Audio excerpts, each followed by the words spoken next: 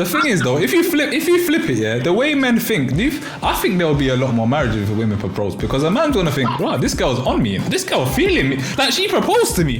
And this is the problem what men have. They want these girls that are 10 out of 10, yeah, that are not doing, but they still want them to have the values and all these things. And a girl says to me, I think it's time we get married, which is technically an indirect proposal.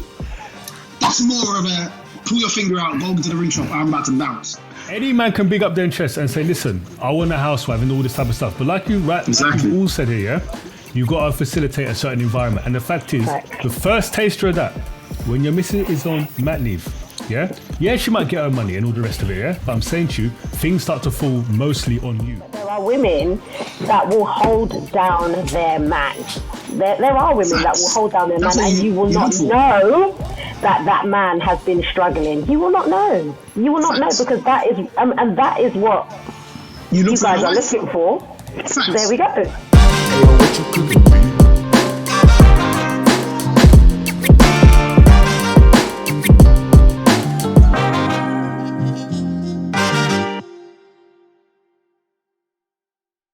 Welcome people to another episode of Dads Divulge, where we speak about fatherhood, relationships, all the grey matter in between, and a few things that pop up into our mind. We've got a very good episode for you today. Let's get the business out of the way first though. Thank you for the support and for all the suggestions we get on our Instagram. You know, me and Ryan been getting a lot of questions flying in. But look, we thank you for the support. Like, share, subscribe the content on YouTube, and follow us on Instagram as well. Right, as you can see, for those who are watching, you can see we've got a few guests with us today, and I'm going to introduce them very quickly. So, we've got Shayboy. Shayboy's the man of the moment at the moment, right? Why is that? High flyer, and the host of Lend Me a Fiver podcast. We've got Lloyd, fitness coach, right? Founder of the Quarantine Killers High Intensity Workout, and also founder of the clothing line Technically Fresh. We have Priscilla, wife, mother of two, with a background in child protection and safeguarding. And last but not least, old school friend of mine, right? High flying media and entertainment lawyer, and chair and trustee of the charity Youth Link Networks, and a youth mentor. And I'm going to pass it over to Ryan to open up the floor. But guys, before you go, I just want to give you guys your roses. I'm feeling the pod. More things to come. Appreciate the invite. Let's get it. Let's go. Thank you, bro. Thank you guys for coming, man. But yeah, without further ado, let's jump into it. So, a recent study shows that, contrary to popular belief, men do actually want to get married. The question is, why are they not doing so? I'm going to start off with my boy Shayboy. If you know, you know. If you know me, you know Shayboy. So let's start off with Shayboy. What are you saying, bro? I think it's interesting because I'm probably not that qualified in this area. However, I feel like most men, I would agree with that statement. I think most men want to get married. It is really about finding that right one. I think there's a lot of I think having marriage in your life is a bit of a target. It's a bit of a part of the plan, let's say. It's something that you want to do, that have that stability, that to build that foundation with another person. But I think it's key to know that there's got to be the right person. You can't just do that with anyone. I think how things are nowadays is very different to how things were years ago. I think years ago, marriage seemed to come by people easier. You'd meet the right person, settle down, have families, etc., and that worked out pretty easily. I think nowadays it's a different situation. Like you really have to choose wisely. And you hear horror stories. I mean, you hear good stories, you hear positive stories about people's marriages and things going well, but you hear a lot of horror stories of divorce, people rushing into things, settling down with people, and then they're not the person that you thought they were, and so on. So I think it's just a case of really just choosing that right one. Who that right one is, where you find that person is I guess that's something that not many people can answer. But for me, it's best to kind of not rush into that situation. Make sure you're finding that right person before you jump in with both feet. Facts. Lloyd, what are you saying, bro? Yeah, it's similar to what Shay, but I think, I can, obviously it depends on your age. I can go for my age, I'm 34, so I think it's about just finding that person. I think as you get older, that kind of anxiety gets there to where you have to make that right decisions. Is this person the one that you want to be with and spend the rest of your life? Where I think that maybe if you've been with someone from a younger age, from 23, 24, and you've been able to build that kind of situation, go through things. But I think at this age, you're expected to meet someone, and you're 34, 35, and you're thinking, I've got a year, 2 years, so everything just becomes a little bit more intense. The pressure, mum's asking where are your kids, why aren't you married, why aren't you got, your situation. So that kind of added little family pressure. You start seeing your friends having kids, getting married. So I think it's, guys do want to get married, but it's just about trying to find that right person, right situation. And yeah, as Shay Boy said, people don't want to make that mistake. I don't think anyone goes into marriage wanting to get married again. So I think that adds an extra layer of pressure. But I do think guys do want to get married. It's just the process has changed. Ladies and men have changed. We've evolved. Expectations have changed. So I think it's just, a matter of, what your kind of vibe is and what your expectations are in your partner, to be fair. Can I add something to what I said also? I also think in terms of society, the expectation has slightly changed, right? So I think maybe 20 years ago, I think if people think they got pressure now, I think there's probably a bit more pressure for ladies than men. Yeah. But I think 20 years ago, there's an expectation for everyone to get married. Like, what's it if this guy get married? And in some traditional way of thinking, people, they still think, if this person's not married by a certain age, there must be something wrong. But nowadays, you have couples who live together, have kids, settle down, and basically live like a married couple, but are not married, and they're happy. Yeah. And they're happy to do that, and society has accepted that. Whereas back in the day, that would likely be frowned upon. So I think society's definitely shifted in their approach to relationships without marriage. And let's be honest, divorce is expensive. Yeah. Facts. We're going to get into that. Even to add, sorry to cut you, even the element of a man having a child, yeah? Some men that have kids might not think that they need to get married, because a large majority of the men out here, I don't have any kids, I want to do it the right way. So I'm not going to go and start my situation off in the right way. So I think it depends. Some men have maybe got 1 or 2 kids. They might not see the marriage situation as pressing as someone who may be single, trying to do things the right way. They might feel a little bit more pressure to get that going. You know what I mean? Do you know what? We have to keep that statement as well, the right way, because again, most people would argue, why is it right for you to have, or the conventional way, let's say. Conventional, yeah, not fair. But I mean, I guess, but I would say the right way as well. But again, there's some people, if you're not really thinking, especially if you're not coming from a spiritual or religious standpoint, a lot of people will argue, or cultural, right? They will just argue, why is it right why does it have to be done in this particular way, right? So, yeah. We're gonna touch on that. We're gonna touch on all these things.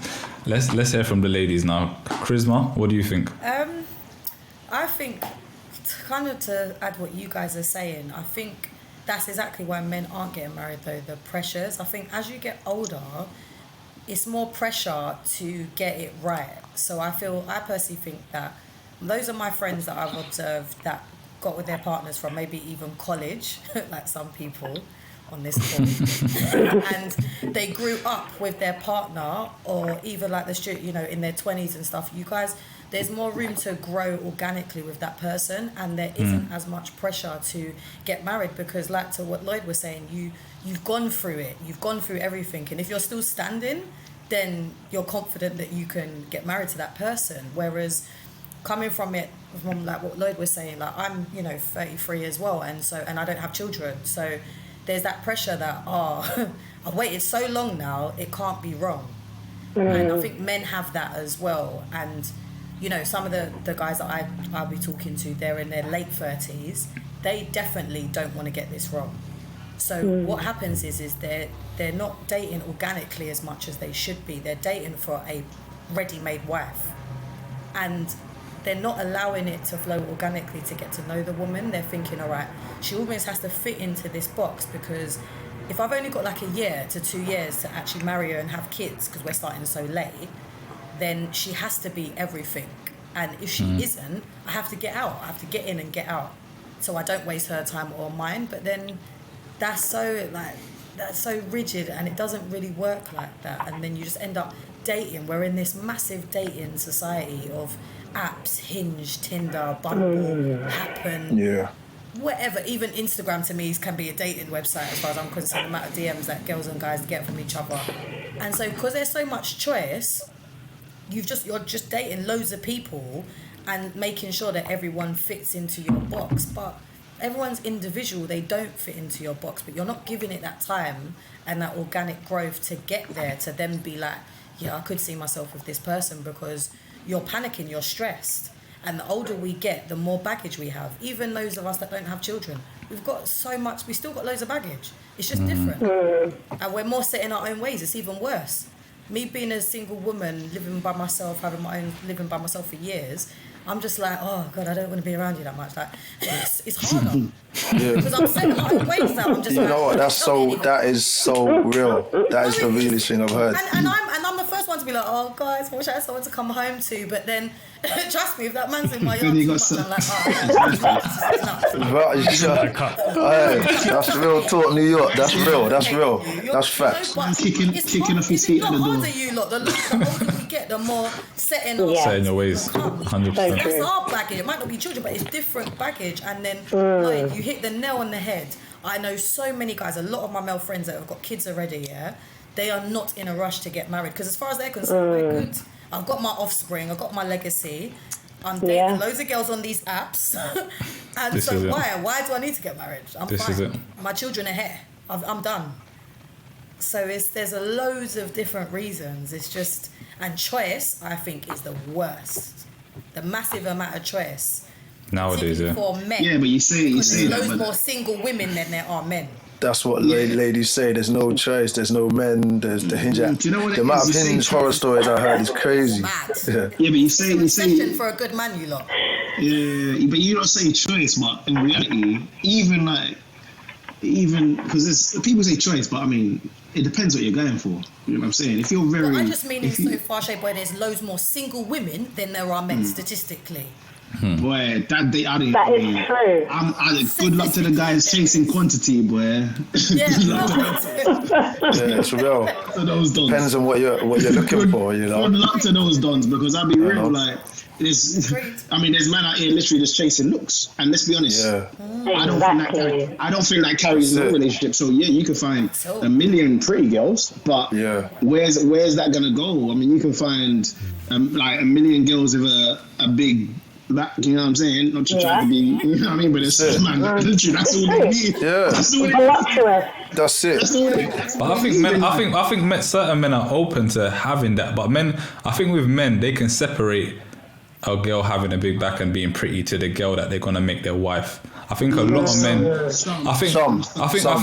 I think there's a lot of men that kind of recognize, this is a bit of fun. I'm enjoying this.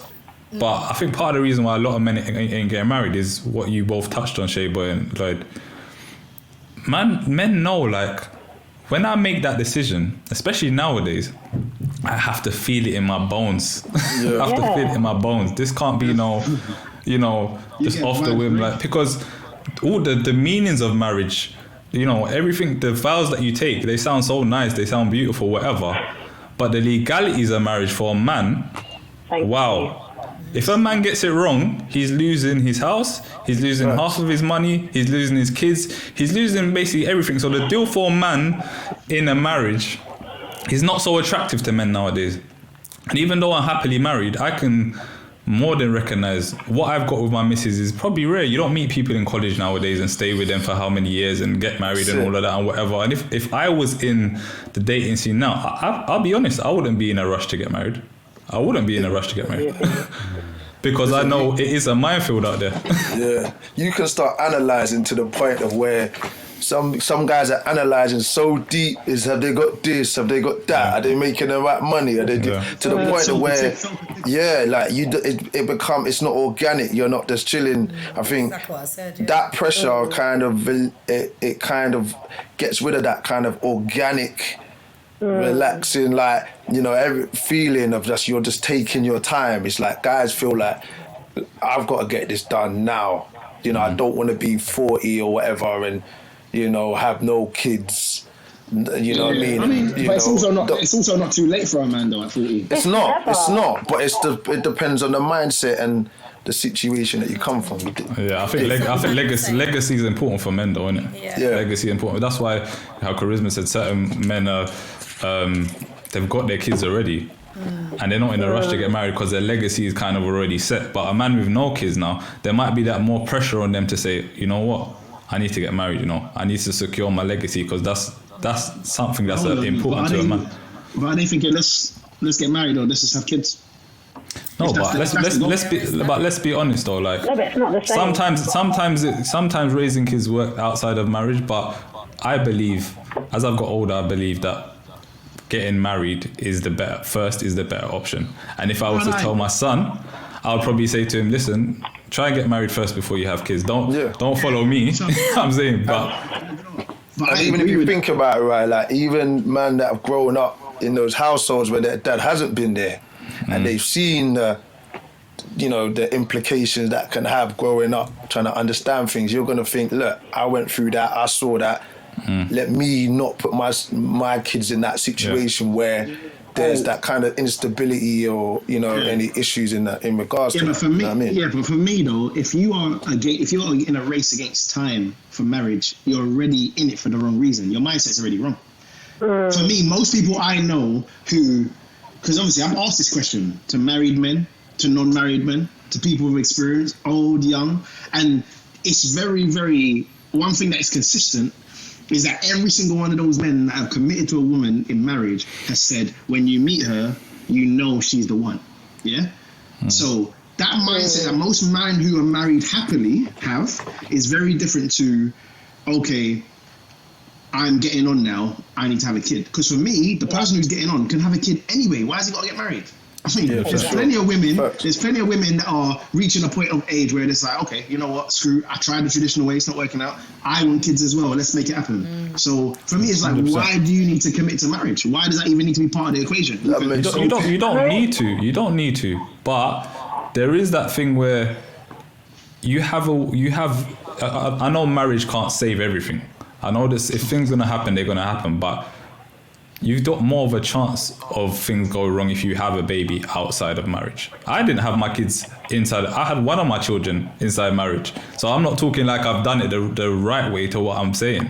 But as I've got older and I'm thinking about it now, if I was to maybe go back, I would say, you know what?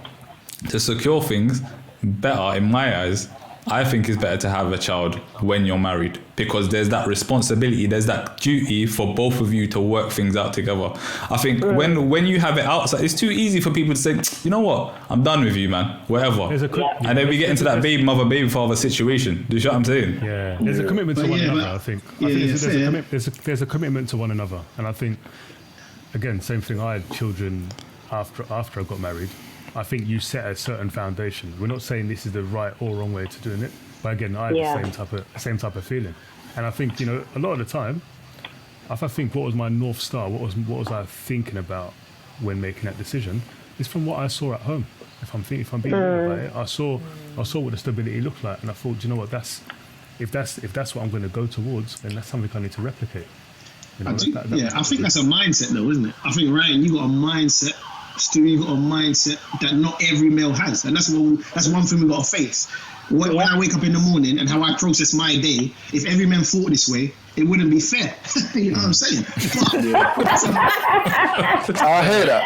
I like that energy. No, but it's a mindset though. It's a mindset. If everybody else woke up thinking the same way you did and thinking the way Stu did, we would all be married. You know what I'm saying? Yeah. So the way you think about do you know what? If I bring a child into this situation, it's more stable. This works. I've seen this through. You're saying you've seen it work previously. You know what stability brings. That's a mindset that you have. And one thing I will say is that is not shared among the masses, especially in today's society, right? So what I'm saying is, I agree with that viewpoint, 110%. But what I'm saying is, most people, I mean, again, depending on their culture, they will, and again, if the aim is children, right? If that's ultimately the aim, like, I want to make sure I leave a legacy.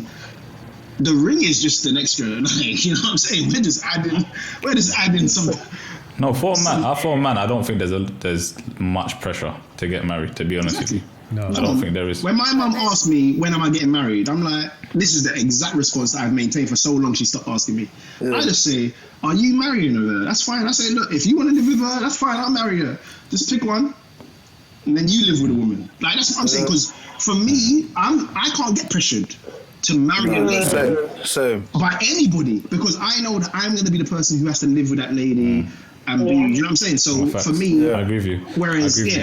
Whereas like, I feel like women feel like if they maybe, again, I can't speak for women, but I feel like they definitely feel more pressured than most men. Like, I've never had a man go, you know, if I don't get married soon, it's on top of my bed. Like, people are going to think I'm mad. But you know what, Shay Boy? One thing I'd say, guys won't say it, but they want it. They want it. That's the energy that I'm going with. A lot of men will do the I'm cool, I'm chilling, but deep down inside they want that. They go to weddings and they see their friends getting married and they buy into. Sometimes when you go to the I think that's on a man's checklist. Like, we want our finances covered first, check that, then we'll say, you know what, if we could have a wife with that and some kids and some that kind of. Hold on, Lloyd, is that kids or marriage though? Because I'm saying marriage. I'm saying marriage because even when you even look at certain celebrities getting married, you think, why are you getting married now? Like, you're at your financial prime, but that institution of marriage, however you want to see it, is still very strong. I'm Nigerian, so my mum's on to me every single day. Why aren't you married? I'm the only one out of my family that don't have kids, so that adds an extra bit of pressure to do that. So there's that. Guys just don't want to say, you know what, I want to get married. Or certain man, if your team's strong and you're a strong man individually, then you'll be able to say, look, I want to get married. But there's a lot of guys that want that are in the game, running around doing all this, but they just don't say it. I hear you, P. Let's get P's take on this. What? I was listening. I was taking down notes because you lot are making some valid points. But one thing that I think men do want to get married, but sometimes it's not aligning with what the girl wants. So they're not meeting in the middle. And it's about purpose at the end of the day. If a man wants to get married, it's got to be bigger than just him and kids. It's got to be more than that. There has to be vision to it. If he picks that woman, it has to be, she understands me. She's on my vibe. She sees what I want to be or what I want to do or where I'm going. She understands me. A lot of guys don't think girls get them. Right now, socials are just showing materialistic rubbish. Let's be real. It's great. Materialistic stuff is great, but you know that saying where it says, "Can you be her peace?" Can she be a man's peace? Exactly what you need from a woman. And when women say this, women that do come out and say this, other women will be like, "Oh, she's a pick me," but the truth is, that's relationship. If you want to be with a man and a man wants to be with a woman, y'all got to be selfless, but people aren't ready for that selfless stuff. It's really hard stuff. Do you know what I mean? So when Lloyd's saying, men want to be married, I do believe that, but I believe they're not seeing what they want to see sometimes. So it's making them fearful a lot of the time. And then, when girls are like, Kim K is goals. Financially, yes, for sure. Financially, absolutely. Entrepreneur, hello. But you know, the chaos that comes with it. In terms of what actually from a family perspective as well. No, you know what? Come on, I'm not talking about that side. I'm talking about the past actually. From her and Kanye, that's goals. I'm not even gonna lie. Like that's in terms of what they've done is goals. Like you can't. They're 4 children. But is it realistic? Yeah, but the thing is, you wouldn't get with a girl like Kim though. You wouldn't get with a girl like Kim. You wouldn't. That only happens in that kind of Hollywood lifestyle. Yeah. You wouldn't get with her. Certain men are happy to disregard a lady's past, and that's fine. What I'm saying, not if it's known to the world. Not if it's known to the world, bro. Not if the whole world knows. Americans are way more accepting than UK. American guys, from what I've seen, are very more accepting of women's past than a lot of UK guys. That's from what I've experienced. Like, so Kim K, she's got a bit of a celebrated past. That's a good way of putting it. Yeah. So outside of the celebrated past, as a lady, she's doing a lot. Like as a woman. So if you disregard the past, she's clearly a good mother. Otherwise, he won't keep having kids with her. She's a businesswoman to the core, successful one. Yeah. She's built a brand. Fact. She's pretty. Let's not doubt the fact she's pretty. She may be fake as hell, but let's be honest. The finished article. I mean, you know what I'm saying? Let's be honest though. Let's be honest though. The thing is, if a girl came to you with her kind of history, no matter how successful she was, you would discount that straight away. Let's be honest. But you know what? No matter how successful she was, you'll be like, you know what, right? You're a stand-up guy. Yeah, you're a stand-up guy. So stand-up guys have a certain Shay Boy, Shay Boy's face is giving me joke. You are nuts. You want to tell me most men have a billionaire approach them, talk about who she is? Yeah, but she wasn't a billionaire when they first met, though. She wasn't a billionaire when they first met. Bro, listen. Listen, the thing is, if you're a billionaire and she's a billionaire, you don't care about her money. You're gonna say your history comes into play then, innit? That's when it's like, I got my own billion, so I don't need to worry about your billion. Your histories was playing a part right now. So if I was a billionaire, I would discount that straight away, to be honest with you. But you know what you say, right? What's interesting for me, the way that I see marriage, obviously you're gonna have your love. You want to love that person. You want to spend your life. But the thing for me is the other elements of the marriage, the ambition, the finances. For me, I'm trying to be in a partnership with someone. You understand? The marriage is at the beginning, but then it should be growing into a partnership to the fact of where I feel like, if I go dead broke, which won't happen, God willing, but I need my lady to be able to hold me down. I don't want to be in a situation where, it's like, I'm just in it and it's just like, oh, we love each other. But when you look at all the other elements of the marriage, you two aren't in a good situation financially. I hear you. The marriage is there to blossom. Yeah. I feel ambition is key. There's no point just looking at the materialistic things. And I think actually, do you know what? Social media for me, actually makes marriage look like more of a sport. It's not a sport. It is a massive journey, right? So actually, if you're looking at celebrities getting married and you're looking at materialistic things again, you're not looking at how they communicate with one another, you're not looking at what their vows are between one another, you're not looking at actually how they actually are parenting. Because actually, like you said, if you're looking for a woman who understands you, like Priscilla says, you're also looking for a woman who can be the mother to your child. That's what's not being shown on the social, that's not what's being shown on the agreed. So actually that's what you need to be looking. I think for me that's the real foundation. All the materialistic stuff is not there. Do you know one thing I would say? So the topics that Lloyd raised, is they are the things that people don't want to talk about when meeting a partner. When it comes to marriage, right? They're the unspoken things that you're looking for. So you might say, I love her. But, I mean, I'm not being funny, but if she's sitting down watching Keeping Up with the Kardashians every day on the sofa whilst you are grafting from morning to night. No, she's trying to get inspired by Kim, bro. Exactly. That's it. She's trying to get inspired, bro. That's it. No, I'm joking. You probably don't want to say that. You probably can't even, most men will struggle with that conversation to say, look, baby, you're lazy. Like this ain't. I'm having that convo. I'm having that convo. What I'm saying is, some people, that's a difficult conversation. Like for me, with marriage, I don't think there's any shame in a man saying I want to get married. I want to get married. Yeah, I think most men who want to get married own that, of course, because it's easy for us to say we either ain't met the person, we ain't ready to get married. No guy's gonna be like, yo, dude, bruv, man ain't married. Do you think you're too picky? For me, I think that's been an issue. I genuinely don't. I think a man can own the fact they want to get married. Like I think for a man to say that and speak that out loud, that's okay. Like, own that.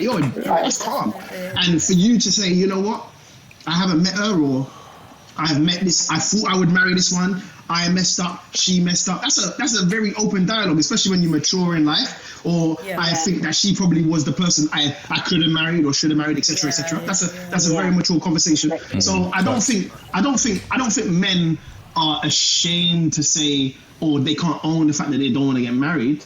I just think it comes to a point of, I get it with when time goes on, it feels more difficult, of course, because in terms of your kind of age mates, let's say, most people are already in the situation that you desire to be in. So married, children, etc. So your options are more limited. But let's be honest, people just, for a man anyway, I think it's easier to find a lady who's younger. I mean, a man who's 35 never got knocked for a 28-year-old woman or a 27-year-old woman. In fact, he probably got kudos. Whereas if you're a 35-year-old woman who's with a 27-year-old man, they're like, well, has he done potty training? You know what I'm saying? Like, women will literally be battering you behind your back. That's society. Like, I know now, if one of my guys is 42, and he's with a 27-year-old girl, I'm like, boy, man's winning. He's keeping him young. Yeah. Whereas if you told me that you've got a 42, and I'm not saying it's right, it's double standard, of course, but if you met a 42-year-old woman and she was like, oh, look at my man, he's 27, he's so young, he's great, he keeps me young. Bam, I just go quiet. Charisma. He keeps me young. But that's not fair. It's not fair though. It's not fair. Younger, but it is this is a facts though. These are facts. Girl, speak on that a little bit. So Priscilla, you had a question just now about being picky, so I'll ask that first. Yeah, I was going to say, I don't know. Is it that, because somebody else said it earlier, being set in our ways, does that make it just so much more like you're picky? Yeah, you have this perfect person. Or is it that you compromise? Is that why men aren't getting married, even though they want to get married? I think men have a right to be picky, though. Cutthroat though. You lot are too cutthroat with it, man. But listen, this I've always said. Stuart knows. I've always said this is a business you're entering into, and it's like, listen, I'm gonna clap that. You have to be cutthroat. You have to be cutthroat. Time is of the essence. Time is of the essence. No, I think it is true. It is like business. No, it's because you're married. You want to come with them bars. Try let me tell my wife to be that this is a business and she will be planning her financial. I don't think it's a thing that you say to a woman, but in relation to relation to how you deal with it and how you manage it and how you move forward with it. Not at all. Business. It's like a contract. It's a covenant. No, well, listen, it feels cold, but the matter of fact, it is, because when the divorce comes, because I think any man that thinks about marriage must have thought about divorce. If he ain't thought about divorce, then I don't know where his head is at. Prior to the marriage, though. No, prior to the marriage, of course. That's why people sign prenups. How can you not thought about divorce before you marry someone? You have to. It's all nice to think about the lovey-dovey stuff, but you must, even with me, even though I never thought that I don't think my missus will divorce me or whatever, if we both keep, certain standards, but it has crossed my mind, like, what if? It should cross your mind, like, what if? And when you hear the horror stories of women waking up and just moving on, where the guy sitting there shaking. But it's real though. And when you go to the court, to sort everything out, it's gonna be all business. It's gonna be who's getting what. It's gonna be how much money am I getting? Give me my cut. I'll be real. And most of the men that I've heard of who have been stung the hardest again, from my personal experience of what I've heard, they are the nicest guys ever. Would never cheat. But they look after their woman. Listen, same thing. No, you say You're not with them. You're not with them in that bedroom. Sorry. I'm talking about in terms of what they do on the outside. That's a good point, Priscilla. That's a good point. That's not what matters. That's not what matters. Unfortunately, that's not what matters. What matters. So what you think it justifies what happens in the bedroom? No, I didn't say that. No, not just in the bedroom. But just in their life in general. Yeah. What happens on the outside? We can listen. We can all say how nice we are to our partners. We can all say on the outside, look great. What matters to them as well. Wait. Listen. What matters? What matters is what happens on the inside. Yeah. That's what matters. Exactly. So if they're getting stung, it's too tight to the point. We don't see what's going on. That's it. It's on your headache. And the funny thing is, and I'll tell you now, there's people that I know that have got divorced, and in my head I'm like, I don't think you've done the correct due diligence on this lady that you married. You have to and this is why people shouldn't be in a rush. You need to understand, I've been in a situation where I haven't had conversations. Do you want kids? Do you want this? Do you want that? What's your opinion on even things that I'm hearing like the last name? I know people that have broken up because they've never had that conversation about when the baby's born. Is it going to be your name? Is it going to be a double-barreled name? Certain men want that name on the birth certificate. So when you don't have these conversations with the people that you're talking to because you've maybe rushed it or this guy, or you've fallen in love with it.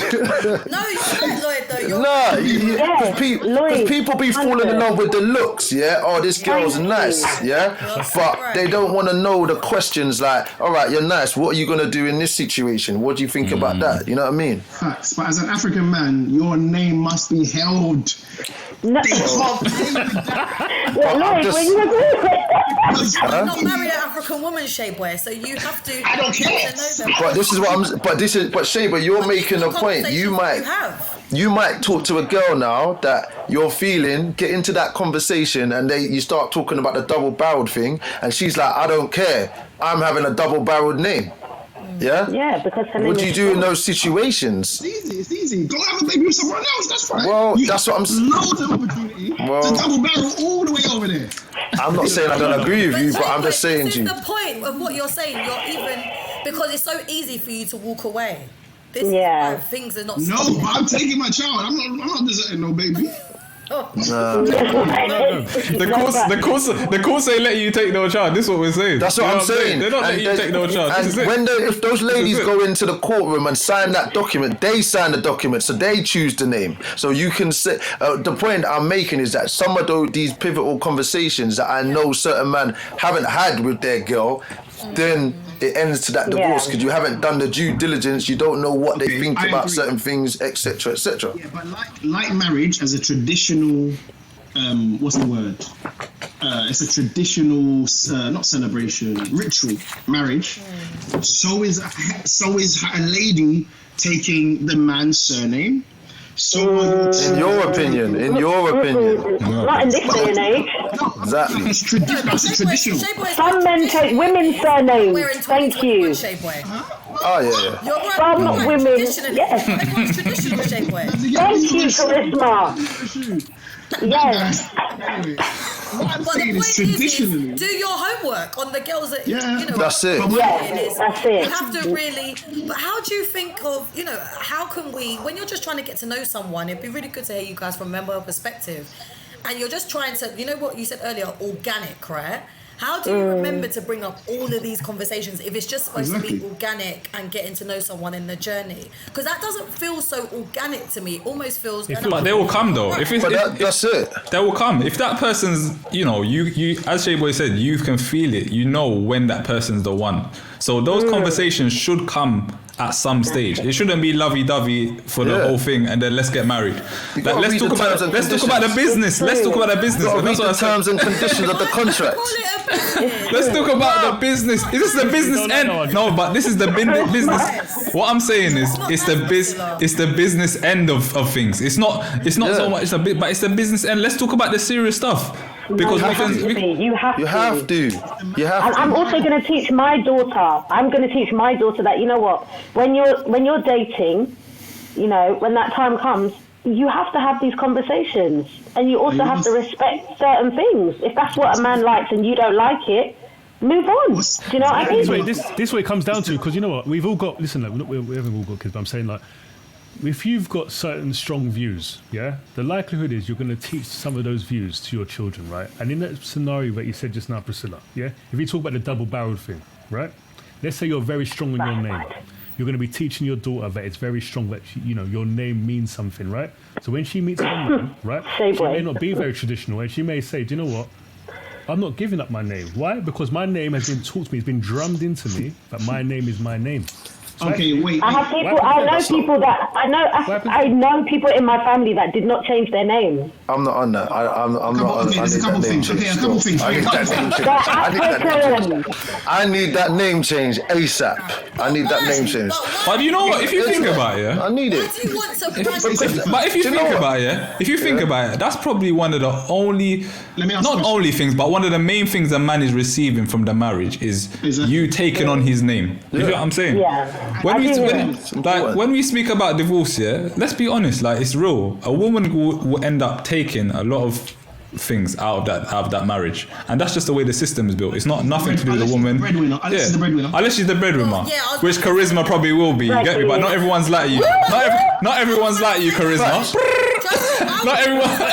You know the vibe. Not everyone's like charisma. Yeah, that's it. That's what I'm saying.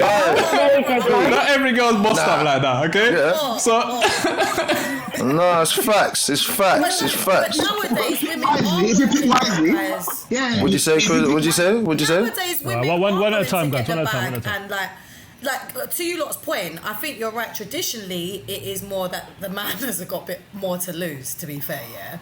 Actually, I think nowadays that isn't always the case. Like, I do think there's a lot of high-earning women or women working, and then also, how do we quantify the woman that's raising the children that has to stay at home more? Because you can't put a price on that. Like, I heard you guys' podcast with, say, Repler and stuff, and you guys were talking about that you're not getting paid a salary to do all the caregiving, so ultimately it shouldn't maths on the nursery fees, boy. Men are so business minded to think, if we get divorced, like But I think that's why men are more apprehensive about going into marriage, because these are the things that they think about like first. Okay, the looks can be there, that's fine, but all right, let's talk about the numbers now. Okay, if I marry this, has she got potential? Have I seen something in this woman that's kind of gives me the vibe that she will take half and not even feel any way about it? She will, because hey, I'll keep it real, right? Divorce for me wasn't I never led. I mean, let's be real, isn't it? What they do? I never led to that idea first, and this is where I think I said it on another episode, right? I think if you think about that too much, you don't allow yourself to be vulnerable and try and say, right, how am I going to connect with the woman? I can keep it real. I agree with that first. But I think there's something in a man's mind. Like, you see a lot of these girls on Instagram that may be all about money or all about finding a man with money. I think there's something in a man's mind that says to him, you know what?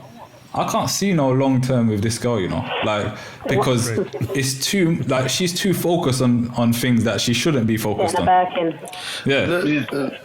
Listen, I think you set your plan up. Like, for me, the way that I do it, I've got my, when you apply for your jobs, you've got your desirables and you've got your essentials. My essentials stay the same. Yeah, obviously the desirables go up and down. You've got to be flexible. You you've got to cater for the fact that you might meet a woman and you might grow from being with her and she might grow, so you've got to also leave that kind of room for you to grow. But I think that you got to stick. The reason for me, I stick to my essentials. If you're not meeting my essentials, I'm not going forward with it, because that's that makes me comfortable. You understand? I think that's you know what I mean. Let me ask you a question. No compromise there. Let me ask you a question. Say that, Lloyd. That's non-compromising, though. You read that? No, it's not, because I'm saying to you. Let's just say I say that I want a lady that's got a job and's working. Yeah. If I meet a girl that's not working, it depends on the situation. Are you looking for a job? If you're telling me that you're not ever looking to get a job and you're not looking to work, then you don't meet my essentials. So obviously everything is based around context and situation, but you know what I mean? It's just it's not strict like you have to have red hair, and if you don't have red hair, I'm not talking to you. You know what I mean? It's like, but some man do that, and that's fine. Yeah, and that's up to them, and that's up to them. Yeah, for sure. Yeah, you know what I mean? So we go back to the name because I think that's an interesting one. So Shea Boy, don't let Shea Boy, Shea Boy, serious in this thing, you know. Shea Boy, I'm not taking your name, okay? Yeah. This question. This ain't even ready to me, yeah? So, say for example, you're with a lady, you're dating, like, but she's your fiance, and then you start having these, as the married people in this conversation are putting it, business conversations. You've hit the business end, you ain't married yet, and you ask this girl, listen, when we have kids, we're gonna call him or her this and my surname, and she says no, it's gonna be my name. Are you walking away from the girl that you love and you plan on marrying for that? This is a question. We're gonna have to have a serious conversation. We're gonna have to have a conversation. Yeah, we need We're gonna have to have a serious conversation. A very serious conversation. Wow, no, I'm scared for my sister. If she don't budge, are you that deep in that you're walking away? Is that the end? Firstly, right? If that situation comes up here, I think that's a taster of things to come in a marriage. There's multiple things. Red flags. Yeah. There's multiple things which come up in a marriage which are deeper than a name. I'll keep it real with you. Yeah. There's multiple things that come up in a marriage which requires a lot more thought process, a lot more discussing, a lot more to and fro. Deeper than a name. Oof. Listen, 100%. I'm just telling you. I'm just telling you what it is.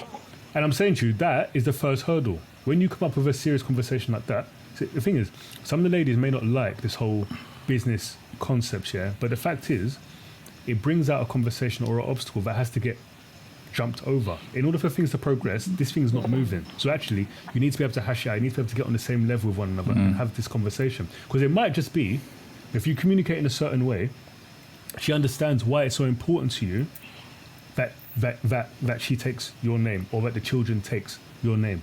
If you're going to go with brute force and come with this whole thing, this is how it is. Yeah. She doesn't understand where you're coming from. She doesn't understand where you're coming from. Communication. And the thing is, Stu, you got to communicate in a certain way. So I'm saying to you, when those conversations come up, I always say this to my wife, certain decisions are not like picking wallpaper. Wallpaper, I can agree to disagree. I can say, do you know what, I don't really care in the end. But there's certain things in life which I think the house you have to go back every day. First. Yeah. No, but over time, these conversations become easier.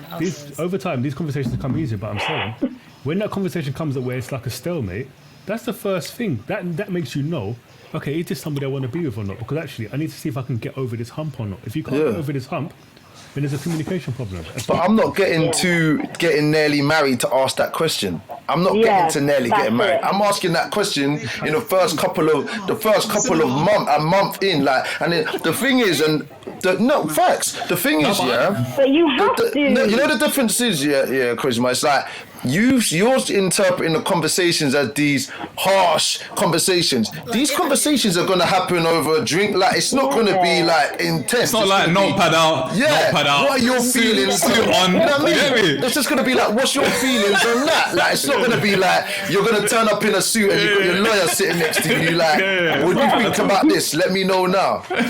You'll be watching a movie. The day you ask that question, when you go home and she goes home, you will be on the girl's WhatsApp. Are you mad? No, I've asked that question before. I've asked those questions before. I've asked those questions before with girls, and some girls have said their opinion on they want to keep their name, and then you got to make a decision. But I'm asking early, so if I want to leave, I'm not attached. I'm not going to ask after 6-7 months. If the red flags get hit from early and we've identified them, then I'm out. One thing I will say is, remember, when you meet a girl, a month in, she don't have any feelings towards you. So, for example, I've met women who are uncertain about having children or whatever when you meet them, but over time that may change when they meet you and understand you and start falling in love, etc. So but it depends on their attitude towards it. Off though. Exactly. If you're like, no, I'm not. They're like, no, I don't care. I'm not having that name. I don't like that name. I'm not having nah, then it might be something to consider, isn't it? But you know what it was? I don't like that name. Yeah. I don't like that. And then you're there in your head thinking, this is dead, it's dead. It's done. Let's get the bill. We're cool.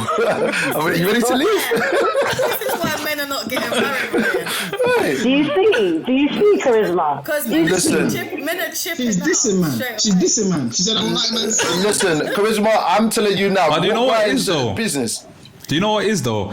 This is why me and Stuart I hate that word, but I know why. Do you know, this is why me and Stuart are doing it, because I feel there's a lack of understanding between men and women, innit? And we need to start understanding each other. We men have done research for how long to understand what turns women on, what she likes, and men are because we know that's what we have to do. Men have to level up in order to get the women that we want. Do you know what I'm saying? So, but that's what I'm saying. Men know I have to do certain things to attract the women that I want. But for women, it's like, okay, they've been used to being chased and whatnot, and I think it's like. Sometimes when you get into a serious relationship, the understanding needs to come in it. What is he like? What gets him going? How can I make him happy, kind of thing? And it's a two-way thing at the end of the day, isn't it? 100%, yeah. Do you know what? Right, Priscilla and Chris, let me ask you this question. You said you don't like the word business, yeah? Let's just say, Chris, you went on a date. A guy turned up with some dead out trainers, dirty trainers, dead jeans, just Charisma knows, bro. Let's keep it 100. He turns up in a Lonsdale t-shirt. He's kind of smelling.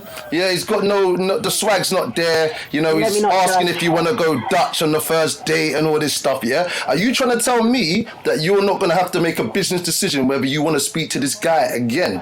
It becomes you've got to make a decision, Am I going to take him on as a client or not? Charisma, I'm not going to take him on as a client or not. And it's charisma. You're saying we're cutthroat, yeah? If you done that, that's what it is. That's what it is. Charisma, be real. Investment is in minus at that point. So. Exactly. You got to be real with it.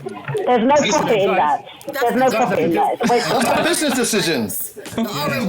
We need guys like that so we can separate ourselves. That's key. I mean, Lloyd, you're not wrong. But I feel there should be some softness. There should be some negotiation. Take time. You can't judge a man based on his kicks and Lonsdale t-shirt. Women do that though. No, but women do that though. So however you want to see it, women. Listen, I'll tell you now. If I'm going out and I see a girl and the heels all bent up to the side, I'm not talking to you. I don't care. Bro, that means that means a house must be dirty or something. You know what I'm saying? Bent up heels on me. No, I'm not. Don't forget that. Our house must look dirty, bro. Yeah, exactly.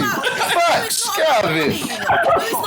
My thing is, if you compliment with me and you're not even presentable, you can wear a Prenup top. I'm gonna challenge that point. Thank you. You can wear a Prenup t-shirt. It's got nothing to do with the premise. It's about the effort. It's about the effort. Yeah. That is the issue. So when I'm saying Lonsdale and all that, I'm just saying thank you, but I'm saying to you, however you want to see it.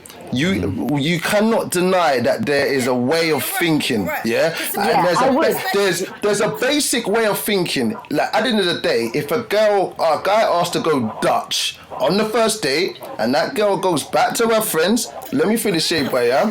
And goes back to her friends and says, oh, he went Dutch. There's a lot of the girls in their head, they're going to be thinking, what man went Dutch on the thing, like, blah, blah, blah. It's going to be going forward. But that wouldn't it's just the guy that you're rolling with.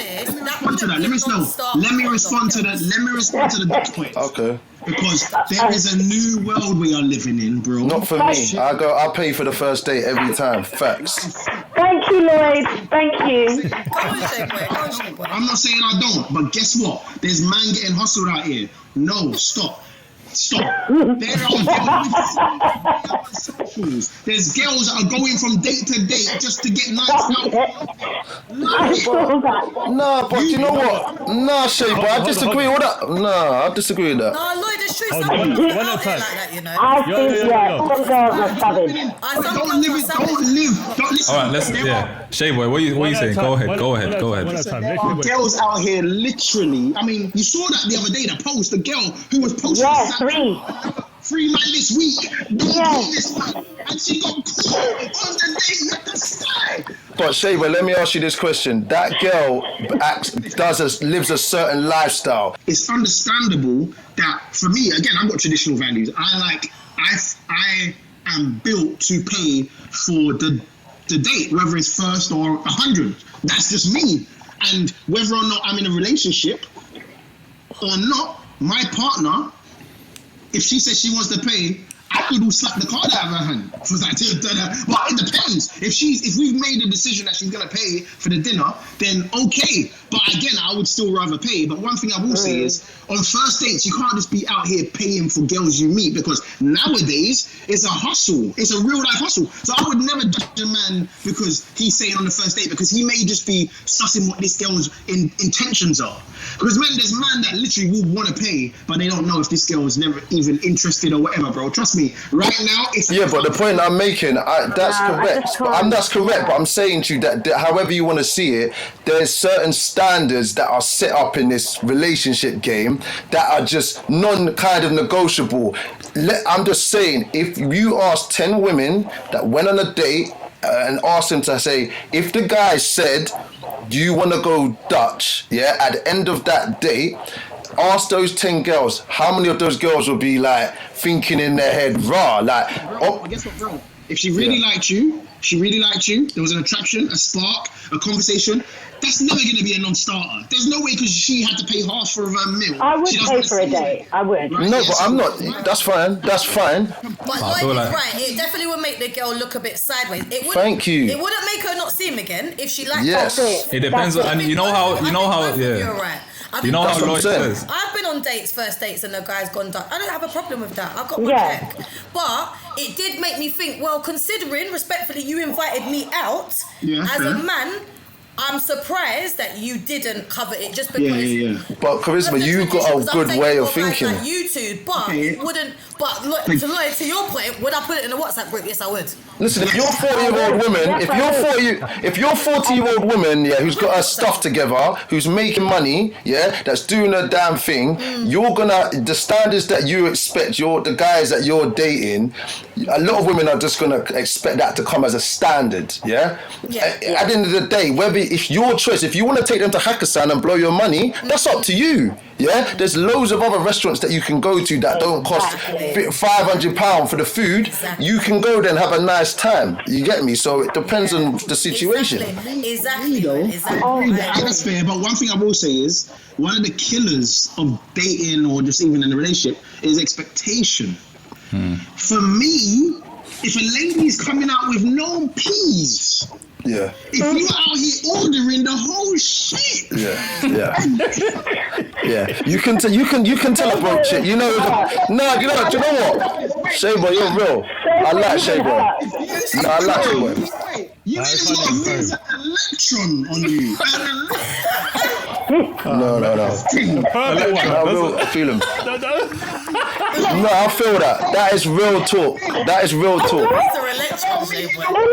Electron. You would have tried out me in the WhatsApp, but you couldn't even pay for your own thing that you ordered. It don't make sense. It doesn't make sense. So you're right. I agree. As a man, certain men are built this way and they want to pay, but the expectation is the killer. It's the killer. Like, a lady shouldn't go out expecting that this guy is going to pay for everything. Eventually, you'll find out that she's broke. Eventually. All right, so girls, where's that come from? So Priscilla, let's start with you, Priscilla, first here. Where does that come from? From the girls that you know, either yourself and the girls that you know, your peer group. Tradition. The girls that I know that are single in this day and age, they're in their 30s, some are, pushing the 40s, and for them, they're not settling. They feel that they've settled. They feel that actually they've wasted, quote, money, and it's now time for them to be treated like the queen that they are, which is rightly so, but it just needs to be realistic. Do you know what I mean? You need to both come into this like, okay, why can't you treat him? Why can't you treat him? But it's about what you guys said before. It's about love language. If this person likes to be praised, that's what you need to do.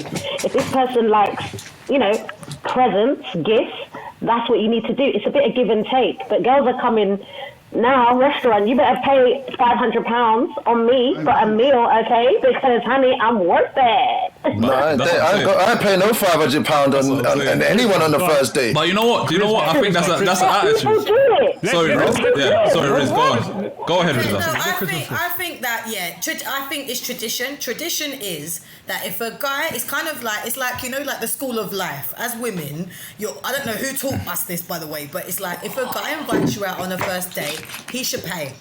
Mm-hmm. Yeah. And the expectation, I'll be honest, is realistically maybe like the first 2 to 3 dates that the guy covers it, and then you start to, you know, pull 2 to 3. Why not 10? Why not 10?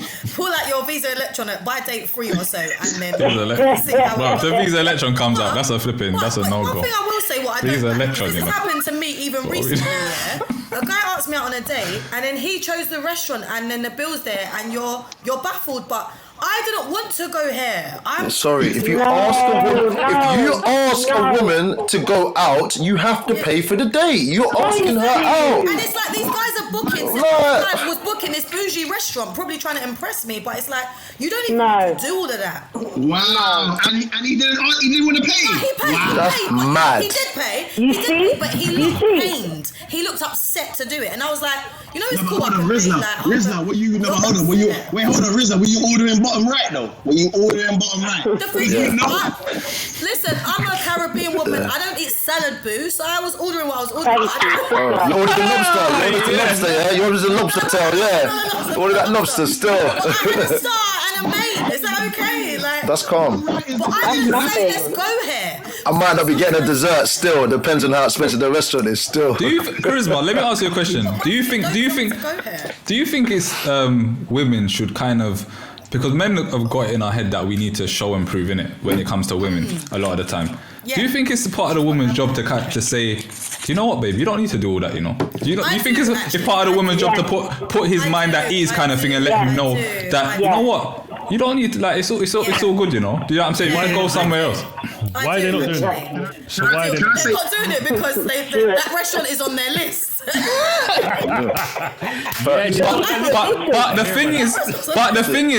thing is, they're not getting it when men are not wanting to get married. When you say that to a man, women don't understand. That's like 5 brownie points. Like, hold on, she said that's all right. Like, we don't need to. Cool. Like, I'm put at ease now. Do you know what I'm saying? Yeah. And that's like a tick on the road to marriage. Like, okay, cool, all right. Yeah. You know what I'm saying? That's a really good point, Ryan. Actually, I like because I don't think that we think like that actually, but that helps you, man, build a picture of the of course. woman. And I actually find that really valuable hearing that point. To be honest, let me say something in response to both Priscilla and Charisma's points, right? So, as you said, Priscilla said you get to a certain age and you don't want to settle, right? You want to be treated like a queen. Very valid, okay.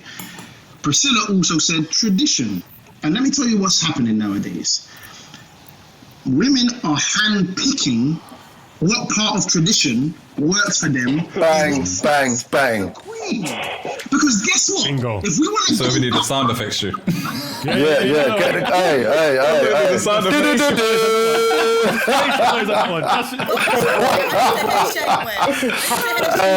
Talk that talk. Start again. Guess what? Yeah, they are hand-picking the parts of tradition that suits the Cardi B and Beyonce narrative. Because guess what? They're treated like a queen. Of course, he pays for everything. He pays for all the dates. He buys me what I want. He looks after me. He's the breadwinner. Okay, great. No problem. But guess what? Also part of that same tradition where you found that, you cook, you clean, you look after the kids. When I say, where the hell are you? You better be in the place you said you were. No. That's what I'm saying. That's what it was. Listen, that's what it was. That's what it was. I don't mind that. I don't mind that. I live that. No, but what I'm saying, listen, see, you see that? You are disgusted by that concept. Yeah, it is. You are disgusted by I live by that. Disgusted, but you aren't disgusted by the first 3 points, the lifestyle. Yeah, but Shea Boy, But Shea Boy, you're also expecting women to work. It's Doing all these different things. Exactly. Exactly, Priscilla. No, I'm sorry. No, that's one thing I would say. I think men need to have the same. We all have to have the same energy. Yeah. If we want a housewife, we have to create that environment for a housewife. Do you know what I'm saying? Yeah. And if a woman wants a man she needs to be traditional as well. I think we both need to know, because we can't expect a woman to be a housewife and go to work as well. Absolutely. You know what I'm saying? Absolutely. That's not realistic. Listen, let's make clear. Women nowadays who want to be, they're not housewives, they want to be wags. There's a difference. No, there's some women. That's some women that want to do that. There's a lot of women out here that, no, but Sheba, the way I disagree with you is like, just because you pay for the first day, it doesn't mean that you, like, forever you're going to be splashing all this cash every single week on the date. I just think what we're talking about is the difference between men and women. And we can clearly see, hold on, Sheba, you can clearly see that, you know, when they say men are from Mars or Venus or whatever, we have our standards as men of what we expect. Women, that standard of women paying, if you don't agree with it, Sheba, it's fine, but it's in the air. It's been permeated over years that is how men behave. And there's certain things that, you know, men expect from women in regards to cooking, some men cooking, cleaning or whatever, that's permeated from, you know, that culture. I'm from Nigeria. When I go to Nigeria, I don't see no men cleaning up the clothes and cooking. So, you know, that kind of culture, but we live in the UK now. We've grown up in that Western society. So, you know, that's the areas of where things need to change. Like, I'm not gonna, because I paid for the date, I'm not gonna be like, you know what, I paid for the first date, go and cook and clean in the yard. You know what I mean? I'm not saying that you're saying that, but I'm just saying to you that there's certain things that are just inbred in the way that men think that and women think that make people think like that. What I'm saying is the same thing. They're handpicking the things that are suitable. Because what I'm saying is, but so do we though. We do that sometimes. We don't get anything. No, we do. We do, bro. We get a lot. Shay boy, I can see where you're coming from. Let me finish. It's rare you find a woman, because you mentioned those things that what ladies in Africa do. It's rare you find nowadays a woman who is willing to stay home, cook, clean, and everything for a man. No, there's a lot of women out on that. No, trust me. I personally think if you create, do you know the thing is, if you create the environment for a woman to do that, I think there will be a lot of women that want to do that. Will do that, Shea Boy. But the thing is, some men. No, listen. One of my bills, even my nails, everything. Listen, some men. Bills, I'll do it. Some men are on this.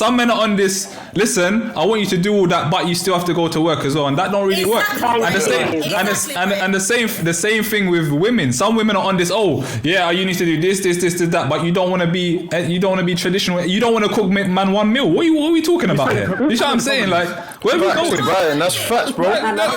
So there's both sides need to work, man. We need to work. That's facts.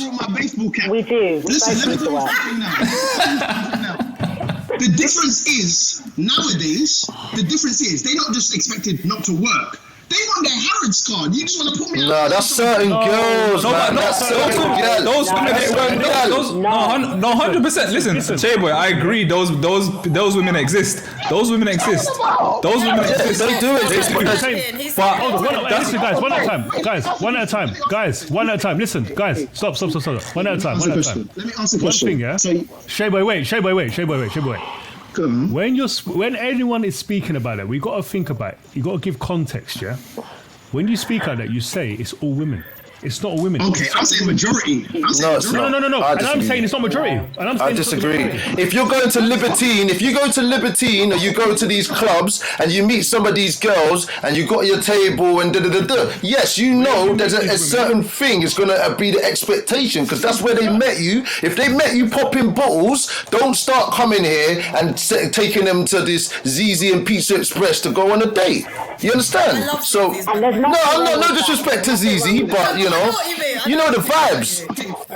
If you meet a woman who's working, she's earning her own, for you to take her out of that life where she can buy what she wants and tell her to stay at home, cook clean, and watch Jeremy cow and not give her lifestyle, it's not going to work. But I would never do that. But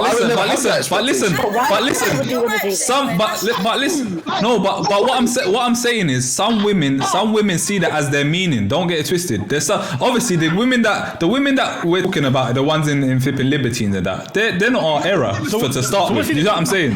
So Shayba, what do you disagree with? Shayba, what do you disagree with? You don't think you think you can take a lady that you meet? I'm talking about a woman who's just earning every salary, cool lady. You're gonna take that life away from her independence to give her some bog standard, stay at home and go to Z's and no, but I'm saying, Shayba, the thing is that you need to understand. If you're the only way I'm gonna say to my girl, my wife, that she can be a housewife is if I have the materials to provide that environment. Yeah, if you can I'm making the right amount of money to the point of, and this is where the discussion comes. We're gonna discuss that to say, look, this is where we're at, yeah? This is the situation. If that's what she wants to do, you're going to say, look, exactly. I'm not making that money. So you're missing out the point of discussion and personal preference. The majority, some women want that, but there's a lot of women that want to work and build with their partner and don't want to do those kind of things. Exactly. And my point to that is, when we were talking about traditionals, it's rare you'll find a lady, you're not talking about, there's loads of women out there. I'm like, what woman is going to give up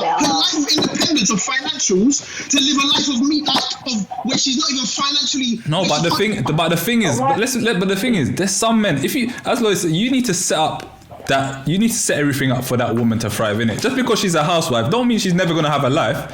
Some of these women are housewives and live better life than all of us together. That's what I'm saying. Like, it doesn't mean that once her jobs are done in the house, she's going to the spa, she's going shop. Like, if you've got the means to create that environment for a woman, her husband can afford. Yeah, if you can afford that, then yes. Yeah. But the thing is, some women are happy to accept you know what, I don't have to go and work for another man. I can work in my home. I can raise my children. I can be head, because that's certain women's mission, to raise their children. You know what I'm saying? It's not every woman wants to go and work for some next man because of just for money. Do you know what I'm saying? Some women put value above those things. I feel like these viewpoints are so mad disconnected, and you're assuming that every woman who wants to live a good life or financially well-off life is from libertine. That's not true. No, I said you were talking. No, Shayba, what I said to you is that you're talking about all these girls that want to go to these expensive restaurants. I use libertine. No, let me finish. I use libertine as an example. If you go to libertine or those clubs, I'm not going to say all the girls are like that, but I'm saying to you, if certain girls meet you, act in a certain way, live in a certain lifestyle, some of those girls are going to, when they go on their first date, they might not want to see 100% of that lifestyle, but they want to see at least 60% of that lifestyle because you portrayed something potentially to attract them. Let me say something quickly, Shayboy. Let me respond to that quickly, yeah? And that's fair. I'm not doubting those libertine girls want that, but I'm talking about people I know. Yeah, but let me respond to that. Let me respond to that directly.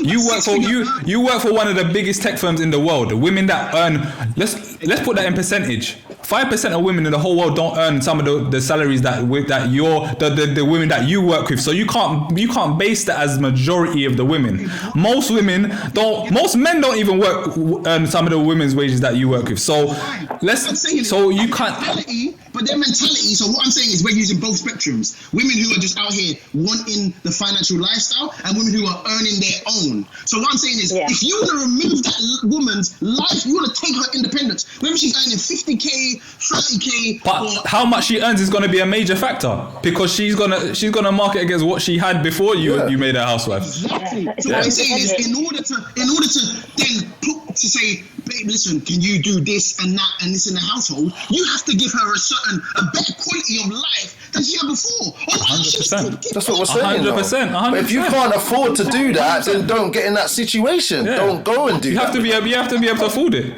And guess what? That better quality of life is that Harris card. Because guess what? You ain't gonna tell me that you don't have to go to Harris to have a quality of life. You don't have to go to Harris. My point is, if she can't buy what she wants when she wants, she would just get a job. No, that's certain girls. Priscilla. No, I would say the majority of girls, if she can't buy what she wants, but do you know a lot of women, like what you guys did say, do want to work, but they just want a partnership. Yeah. So what's up with that? I would just like to, I think a lot of women would just like to earn well with their partner, but also, you see what we're talking about, those hand-picking, those traditions. I would like it if we are both grinding, that you don't necessarily be on crud if I haven't cooked for you today. Yeah, that's facts. And that's the reality of life. And most men nowadays can't even come on that. That's mad. But men do though. Certain men do though. But Shayboy, how? Terrible for that. Yeah. Like, we've both been at work, you know. Like we actually have both been at work, you know. But certain man, that's the thing. Certain man come. That's my point. Like you can't come with that energy. If you're sending your woman to work, you can't come with that energy. Like where's the dinner? Like what happened? Because you both been at work. Yeah, but guess what? If you've said to the lady, babe, you stay at home, and you come home and it's not cooked, it's but that's the agreement. That's the agreement that you've had. That's the agreement that you've had. But that doesn't. Yeah. But Shay, let me ask you a question. Because you put your woman in a position to be a housewife, does that mean that you can never ever cook or clean? At the end of the day, she's looking after the kids. When you come home, and our experiences from seeing my brothers and stuff, they've had their wives at home. When they come home, they take over from their missus and they start looking after their kids. And it's so just because you're financially like invested in someone, the majority of the time there might be an expectation, but sometimes if you come home before your woman and she's out or she's gone out with the kids, she can come home to her food, you can cook up a food for her. Do you know what I say though, Lloyd? Do you see the majority of, do you see the men that can afford to put their women, to keep their women as housewives? They're working so hard, because if you think about the money that you need to make to be able to provide a life for both two people, they're working so hard that they don't even have the time to come home and play that role. That's what I agree with Shayboy. What Shayboy is saying, you're saying. That's what I agree. Yeah, the woman's job will be. Do you know what you have? That's your job now. It's not like you're not a slave, but this is what your job is. I never thought about it like that. I hear that. Yeah, because the man's gonna be working so hard.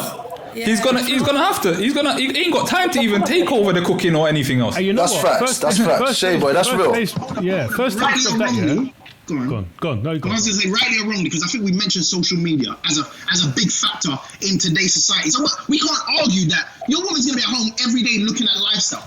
I just want to say something nowadays, to make a lady a housewife, regardless of who you can say whatever, there is a certain quality of life she's going to like. Even if she's not that materialistically inclined, she's still gonna want certain nice things. She's still gonna want to be treated because she's at home every day looking after children. That's hard. You gotta cut your cloth to your size. If your man ain't making that dough, don't stop. You know who you got with. And what I was about to say, what I was about to say, the first taster of that, truthfully. When your missus is on mat leave, this is the first taster. Any man, any man can big up their chest and say, listen, I want a housewife and all this type of stuff. But like you all said here, you got to facilitate a certain environment. And the fact is, the first taster of that, when your missus is on mat leave, she might get her money and all the rest of it, but I'm saying to you, things start to fall mostly on you, and that's when you start to see if you can hack it or not. And that's when you start to have certain conversations. Agreed. You know what's true? You know what's true? I'm forgetting. You know what? Hold on. I think we're forgetting a certain group of people. Remember, there's people that have no choice. There's certain people that the woman has to stay at home. It's not even about lifestyle no more, and a man has to go to work. Remember, there's a big group of people that are there. Like, you're not getting no lifestyle. You're not getting Harrods. You have to stay at home, and I have to go to work. No, it's true though, because it's true. What's the number one? Let's be honest.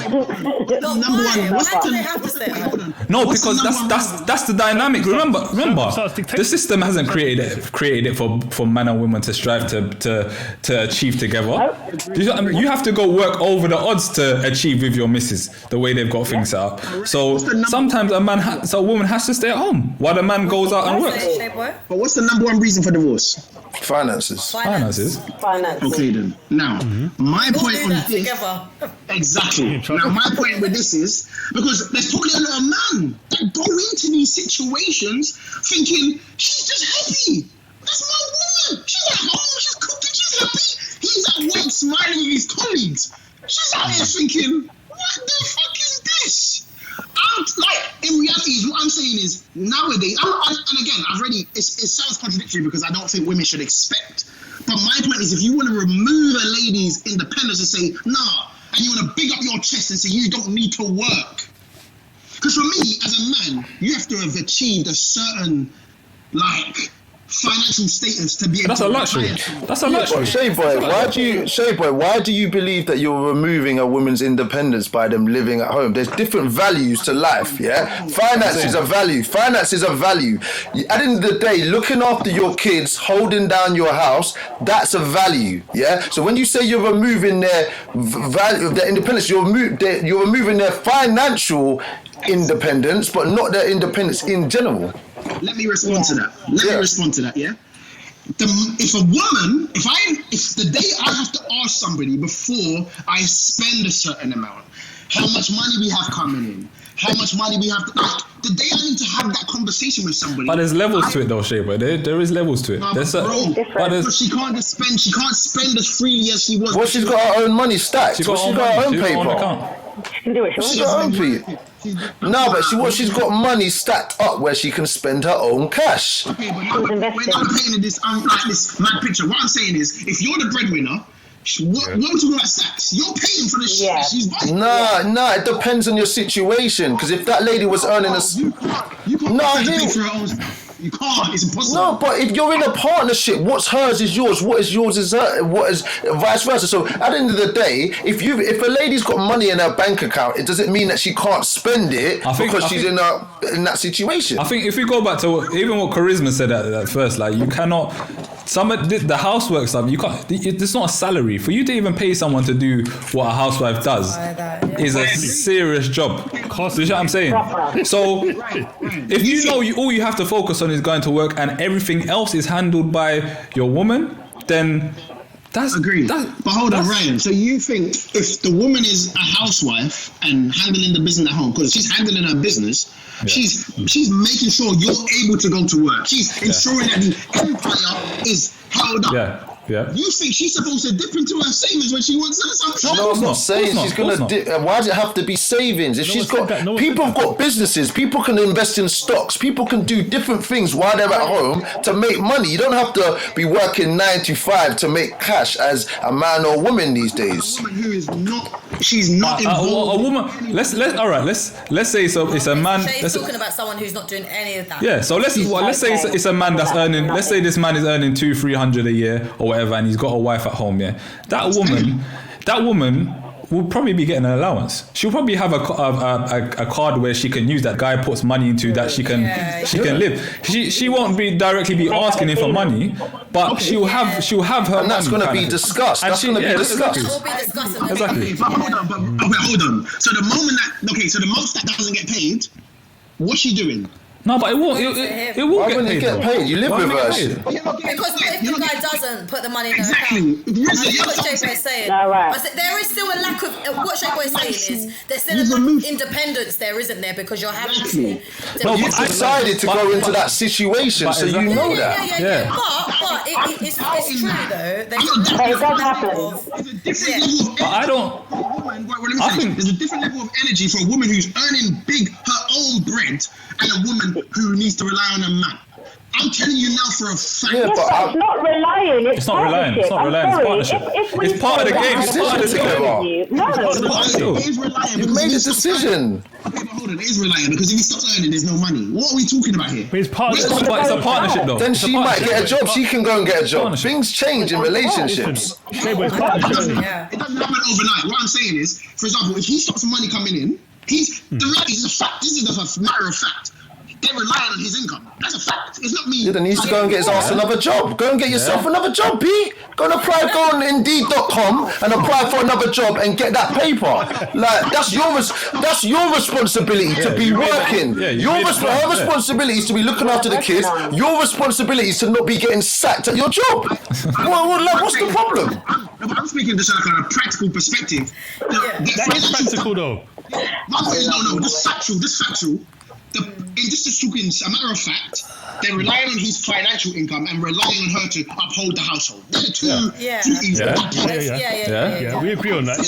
from a financial standpoint, she's relying on his money to live a certain type of way. But let me ask you a question, Shay Boy. I bring to the table and the lifestyle I can provide for my lady. Let him land. Yeah, I'm gonna let him land. I'm not gonna stunt and be all like blah blah. What I'm saying is, if I'm out here earning a certain amount of money and my woman is at home with the children, blah blah blah, she's rolling her stroller to Selfridges for brunch and all these bollocks, that's cool. But what I'm saying is, if the moment if I turn around and say, oh, there's a stop on my account or whatever, she can't do that, I've removed that stop for the partnership. I've removed that financial independent. Like, she hasn't got that. She can't just say, I don't know, maybe she's got finances. Maybe she does. Okay, so we're not doubting that she maybe had finances before. But what I'm saying is, since she doesn't, she hasn't now got financial means because I'm not working. So what I'm saying is, in order for you to take that away from my lady, because you are taking it away with the decision, it's not like taking it away as in like a prisoner, but more an achievement. Like, okay, I'm saying you don't have to work, you can stay at home. You're giving her opportunities of freedom, a different type of freedom. Do you know what? It's a choice. Do you know what, Shape? I think you'll be surprised at how many women actually their goals are to look after a home, raise children. You know, that's a goal for a lot of women. I'm not saying all. But I'm saying there's a lot of women that if their finance could be taken care of and their purpose was to solely raise their children and, you know, put everything they've got into their children, they will take that. I agree. But how many women? I would say 0% are even happy to struggle. 0%. Yeah, but Shay, but that's what we're saying. A man would need money to provide that. That's what I'm saying. We're talking about the same thing. Yeah. We're talking about big bucks though. To provide that life. Yeah, but Shay, but there's some people that. Yeah, it's not about the lifestyle. You go through. It's not about the lifestyle. There's certain stages you go through on this journey, whether you have kids or not, whether you're saving for something or not. Yeah. There's certain stages you go through. So actually, it's not. I think when you refer to lifestyle, I feel like you're discussing a lifestyle where it is going to shopping. All the examples you've given. No. I'm saying to you, but Ryan also gave spas.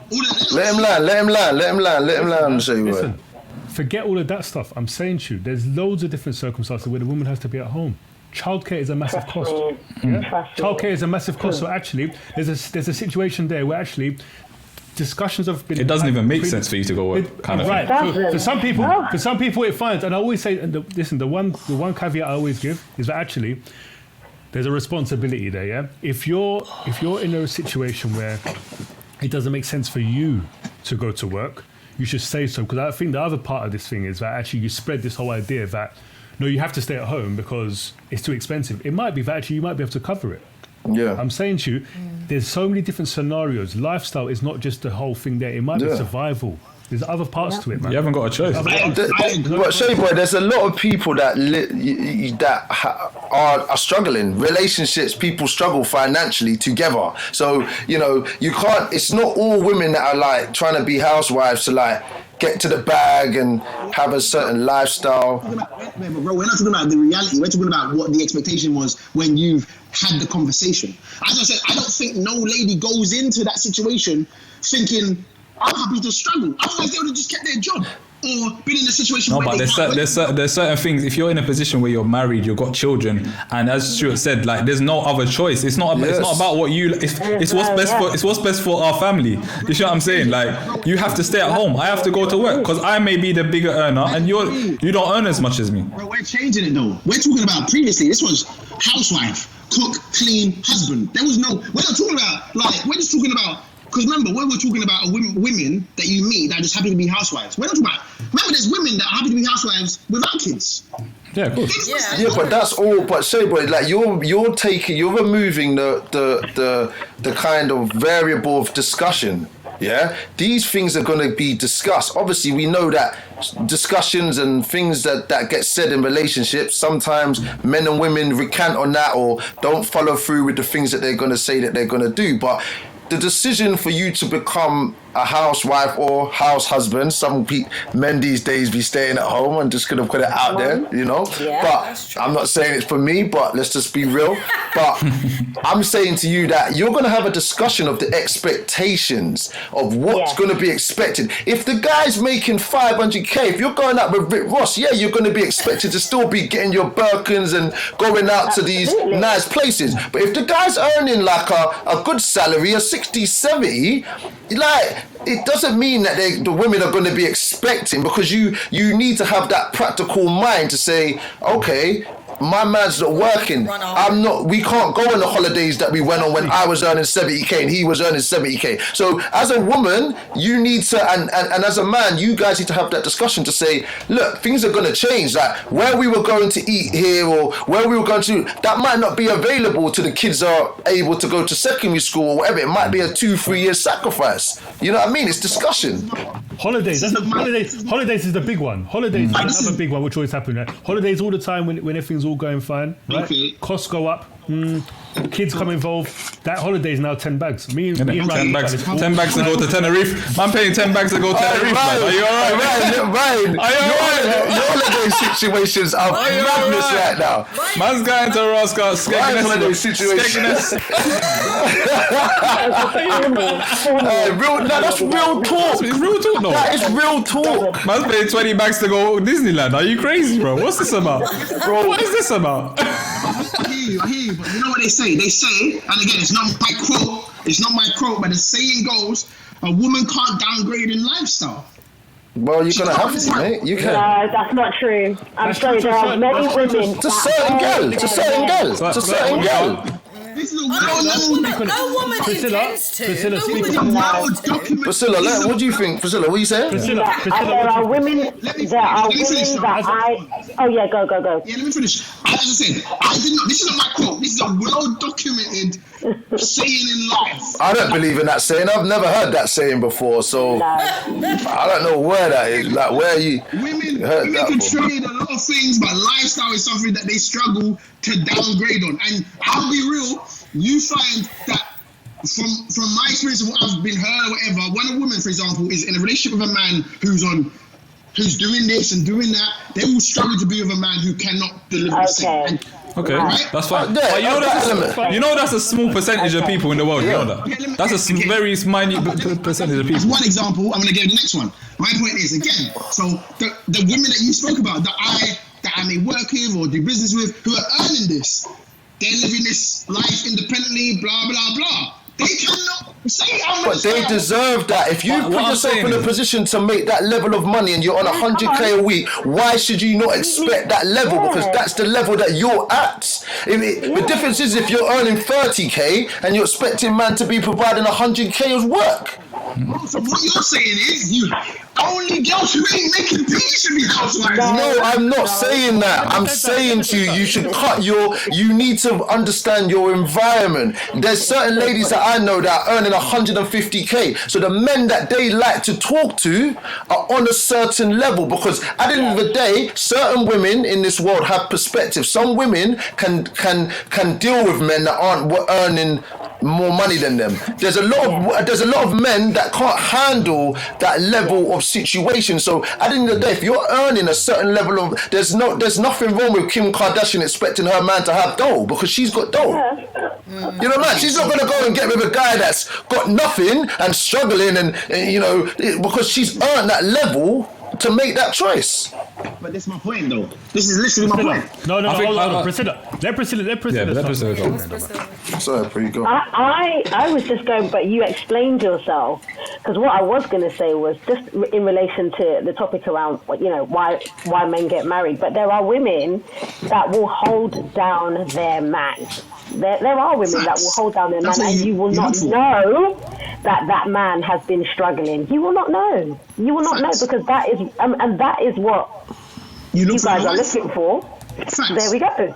But you don't get it on the face value. You're not going to get that through the materialistic things. It's through those conversations that Lloyd's talking about, where you're doing a Netflix and chill and a couple come on the screen and they're going for a scenario and you start speaking about it. Before we go there. For the record, there's been women that said straight, if their man loses dough, they'll just walk out. That's some girl. Oh, that's not for me. That woman's not for me. That woman's not for me. That's not my woman.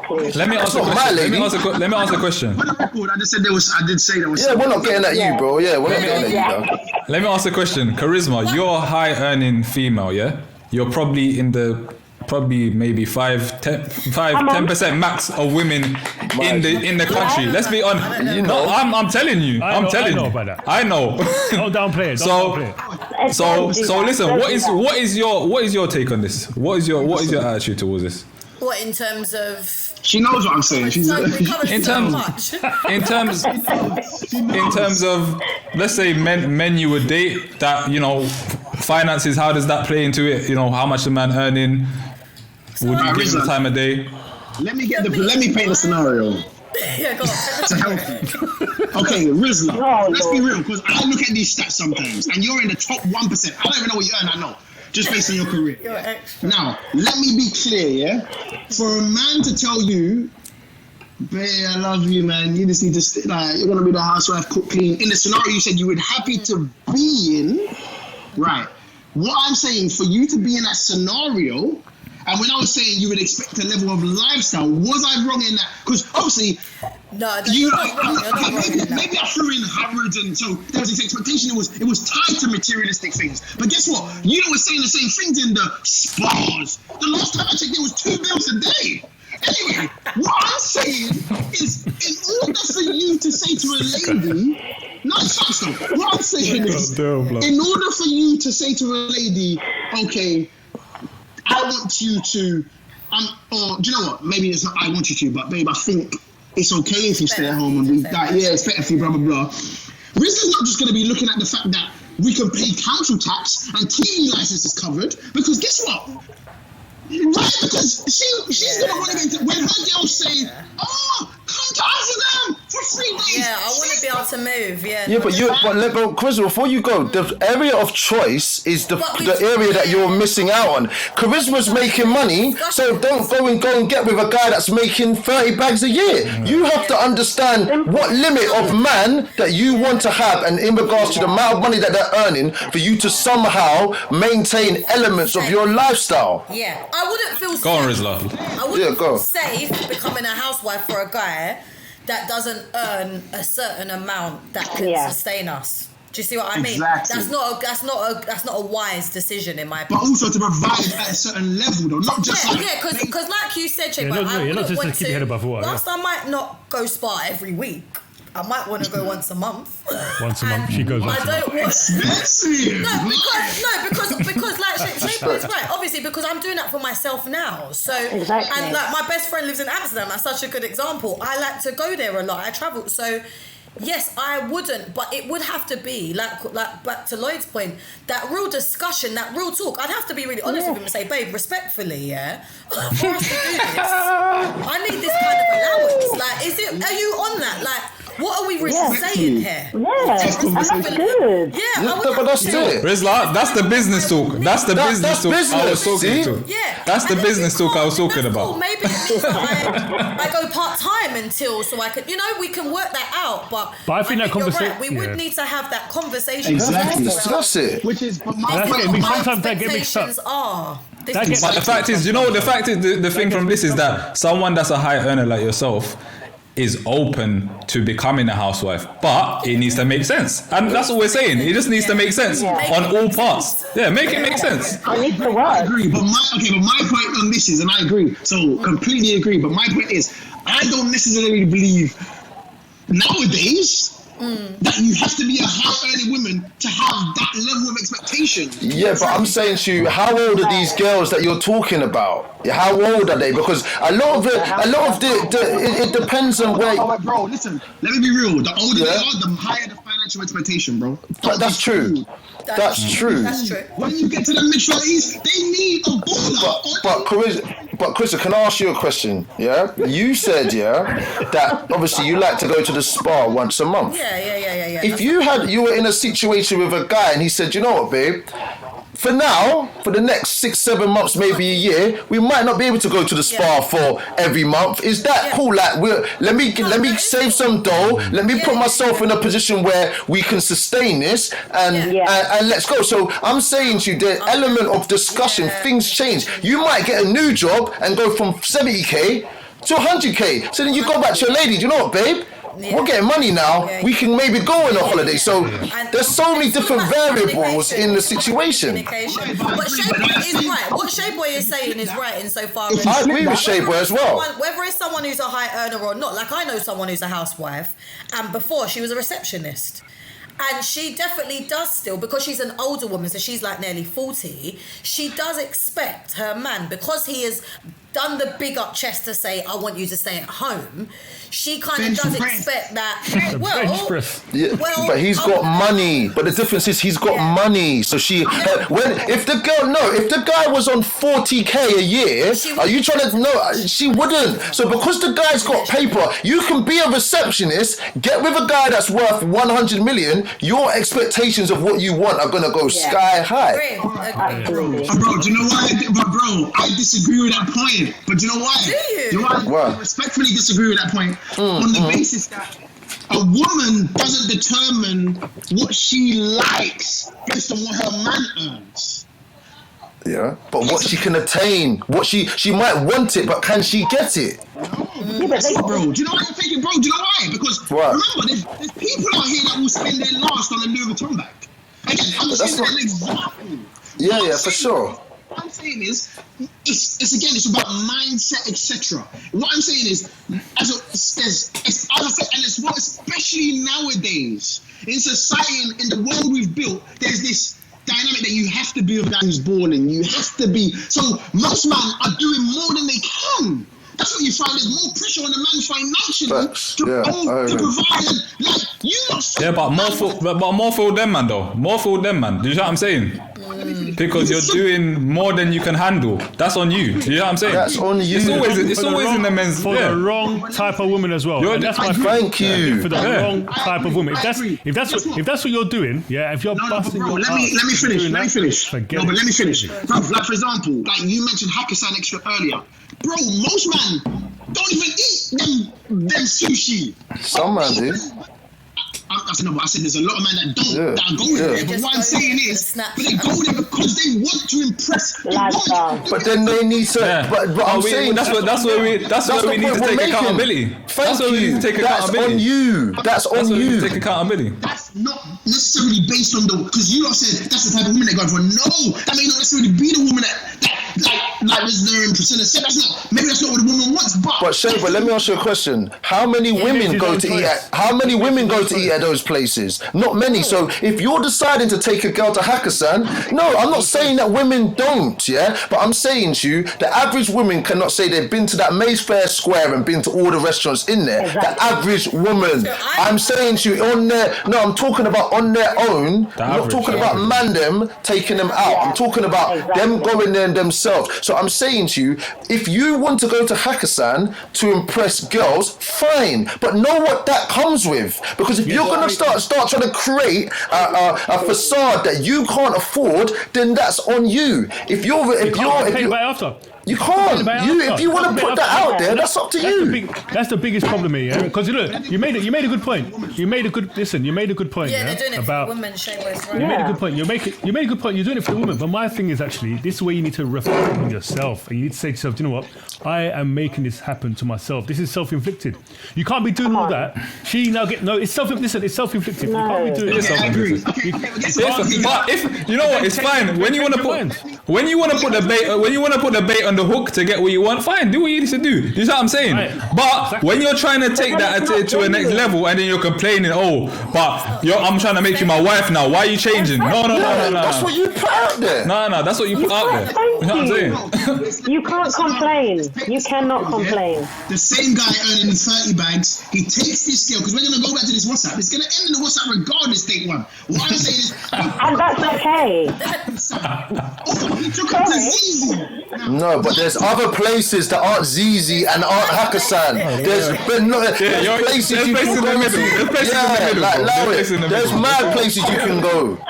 lovely places. There's amazing places that you can go. I agree, bro. I agree. You know, guys,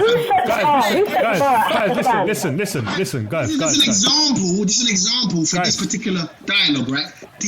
More than likely, the Pakistan date will be more impressive to the lady, right? No, it's not. It depends on the lady you're dating. Right. We're going to segue onto another point here, yeah? Guys who are single in the room, right? Okay. What traits in women do you really want to see but you're not seeing in the girls that you date now? What traits do you really want in a woman? Yeah, if we're saying there's no decent girls out there, or vice versa, girls I'm going to come to you as well. What traits do you really want to see in a woman and you're not seeing it, and that's the reason why you're not getting married? For me, you know what I find that's important for me is like accountability, and like as I said when we were talking, I see relationships as partnerships. Yeah. So for me, I like women that are doing stuff, that are active. They don't necessarily have to have like a job and all this stuff, but I like success. I like growth. That's what inspires me, you know, especially in women. When I see ambitious women doing their thing, making money, grinding, hustling, that's what I like to see. So for me, I like to see women that I can grow with and that can teach me things. And for me, that's what I've struggled with, where I feel like I'm putting all this out there, but sometimes I don't think I'm getting that energy back to where, you know, I'm quite a motivating person. If someone tells me they want to do something, I'm like, let's do it. But sometimes I feel like I meet women that are just happy for me just to be, they're not pushing me. They're not going, what's going on? You going for that promotion at work, or are you doing this? Are you trying to grow here? Like, what's going on with the business? You need to take it to the next level. So it's more that kind of learning and someone that I can kind of grow with and listen to. And I just find that for me, not to say that all the people that I'm talking to now don't have that level or that quality, but I'm saying over the years, I think that's something I've struggled with. I like that one. I like that at the end stuff. Yeah, caveat. Let's play it, man.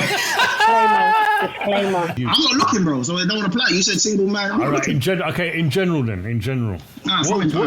What traits do you think men really want out there, which would make them probably say, do you know what, I could consider marriage. Forget the divorce thing, forget the finance thing. What traits in a woman do you think actually isn't? Again, I think it's difficult for me to answer generally, and I think most topics we've discussed today, it's difficult to answer generally speaking, but we can speak for the society we live in and the kind of like so the society, perception. Yes. So the society I believe a lot of the time is, I think when there's too much focus on materialistic things and there's a lack of ambition, or even if you're kind of, because not every guy needs a woman who's got the ambition and the successfully driven, etc. But when that's missing, then I feel like they need to have the level of support, the care, they've been able to uphold their man, uplift spiritual values, family values. There are so many elements, and I think a woman, even if she's successful and driven, she probably needs those as well. But 100%, I think I don't think every woman needs to be built as in who wants to be. I've got my own makeup brand, but I think when you take that away, it can't. For me, it's like there's a lot of focus nowadays on looks. Right, but that's why we're seeing less and less of marriage and commitment, etc., and more of this like fast dating apps. I think that was mentioned earlier, is because it's just like, well, we get along, you look good, cool, and then it's done. Right, but I think communication, values are key. Support, like caring, loving, like all these things are so underappreciated until shit gets real, and then you realize actually this person is not providing what I need. Like as someone said earlier, a woman needs to bring you peace. Like you can't come home in everyday stress. It's just long. And I think that's what people don't understand. Some women I would say don't understand the stresses that men go through every day, and we're not we're not the biggest communicators, so we need to do better on that side. But the battles that men are facing every day when they wake up and walk through the door, and the pressures that they feel on their shoulders, they don't need the extra pressure from their woman when they come home, you know. Yeah. And it's not like it's like men. I think men are relatively simple. I've said this to Shu, but let's not take that simple too far. Do you know what I'm saying? Let's not act like all we need is a hot dinner and some sex at the end of the night, and that's it. We're happy. Do you know? Like trust me. Right. That's what I'm. What do you want, Ryan? No, but I'm saying you want your woman to hold you down. Hold you down. We need that support. We need a woman to say, "Listen, I see, look. I can see what you're going through. I've got you. Don't worry. I've got you. Don't worry." You know what I'm saying? You want a woman to say not to put extra worry on your head, because sometimes there could be. Men, our egos make us feel like we need to do more than we need to do. But just to hear that from your woman, don't worry, I've got you. Like we're cool. Do you know what I'm saying? Is so invaluable. And that's what I'm saying about that ambition moving forward. You need men need I think there's this misconception that some men don't need confidence. If you're a confident man 100%. And you're doing your thing and you speak well and you're making money, like a lot of people think, oh, he's fine, he's cool, he doesn't need propping up because he's got his stuff together. But you need to understand that as men, especially black men, you know, we have standards that we have internally that we want to uphold, and that adds a level of stress. I agree with you, lad, man. I think what's taken for granted is just your woman saying to you, "Do you know, I'm proud of you, you know? I'm proud. I see. Listen, do you know how far that can go? Do you know how far that can go? Like that one word. It's a hair stuff like that, because I feel like guys don't care. No, but listen, trust me. I care about that stuff. I love that stuff. It's really good to hear that. If you don't pick up your own man, if you don't pick up your man, it's mad. Trust me, it's mad. Like, you know what, right? But you know what, right? You know when I realised about this, you know what this love language stuff. I realised how important that stuff is. Yeah. Because I remember in a previous relationship I was. You know, the girl tried to come to me with the love language stuff, and I kind of shut it down because I was just like, nah, I'm not really interested in it. But, you know, on reflection, when I've gone to look at it, it's very important to understand what makes your partner tick. Yeah, 100%. I'm an acts of service guy. Yeah, I like people to show me that they care about me. So even if it's like, oh, I'm folding some letters into an envelope. If my partner comes and says, let me do that with you, yeah, that to me, it means the world to me, yeah. So, but I'm saying to you, when you're a confident guy and you're doing your thing and you always seem to emotionally stable and you always seem like you've got your stuff together. Even in friendships, people don't think that they need to come and prop you up and say, 100%. What's going on? How are you doing? You good? Like, how's that environment going? Like, let me talk to you about that, etc. You know what I mean? No, something on the love languages. Just one thing though is you can receive a love language different to how you give a love language. Yeah. So I think that's key. So for example, acts of service for me is. Like, I always say in a relationship, I don't answer too much. I mean, exes or girls probably disagree. This guy. What I am saying is, in terms of like, I feel like in terms of like, for example, the smallest things for me, like the smallest things, I will be like, wow, this is, but again, I see it as support. I don't see it as, oh, you're helping me fold these clothes because you know I work 15, 16, 18, 20-hour days. You're thinking, you're seeing that, hold on, how is he going to be able to do this? Like, this part of his life is in disarray because his cleaner ain't coming for a week. Let me help out. Like, do you know what I'm saying? But it's the... Yeah, it has to be natural. It has to look natural. Or like, so, and another thing is like initiative, like having a girl with who's able to just. One thing you find is that even from a business work standpoint, having to be able to get out of that zone of your everyday, of your kind of standard everyday thinking, having a conversation with someone who's just able to say, "How about you try this? Maybe you're thinking that. Maybe you approach it this way, like, but actually coming with some shit, like like you're in." The perspective of how I'm approaching this, and actually now I'm going to approach this in a completely different way, and more than likely it's going to be more successful. Now, that is I love that. That's a massive plus. That's a massive plus. And it shouldn't be underrated. And I wonder now, and I'm going to throw the curveball to the ladies now, yeah? What is it that the girls are doing currently which is making men definitely not get married? What, you know, own up to some of the traits that you're seeing in women. Half naked pictures on Instagram. Charisma to you. Shiva, you're mad, now. Sorry, can I just ask, do you have a problem with girls being on social media? Is that because those are the types of girls that men are attracted to? So if you do see them on not being there. If you want to be bikini, in their bikinis, wearing quite seductive. I think there's two levels to that. I think there's stuff that you like to look at, and there's stuff that you want. Yeah, there's girls that you on Instagram you see good-looking girls. You look at them and you like the look of them, and you think they're good-looking. But do you 100%. Want them to be your wifey? Exactly. Do you want them to be in your corner? This is the thing. For me, I think women need to understand. Men can differentiate from what they want, what they lust for, and what they will make their wife.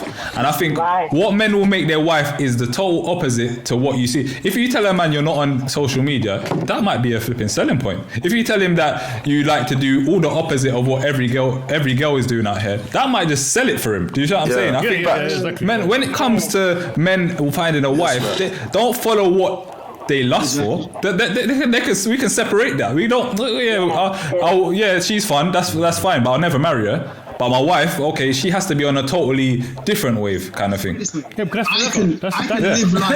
I can go the rest of my life now without seeing another girl on Instagram in a bikini. Literally, my whole life.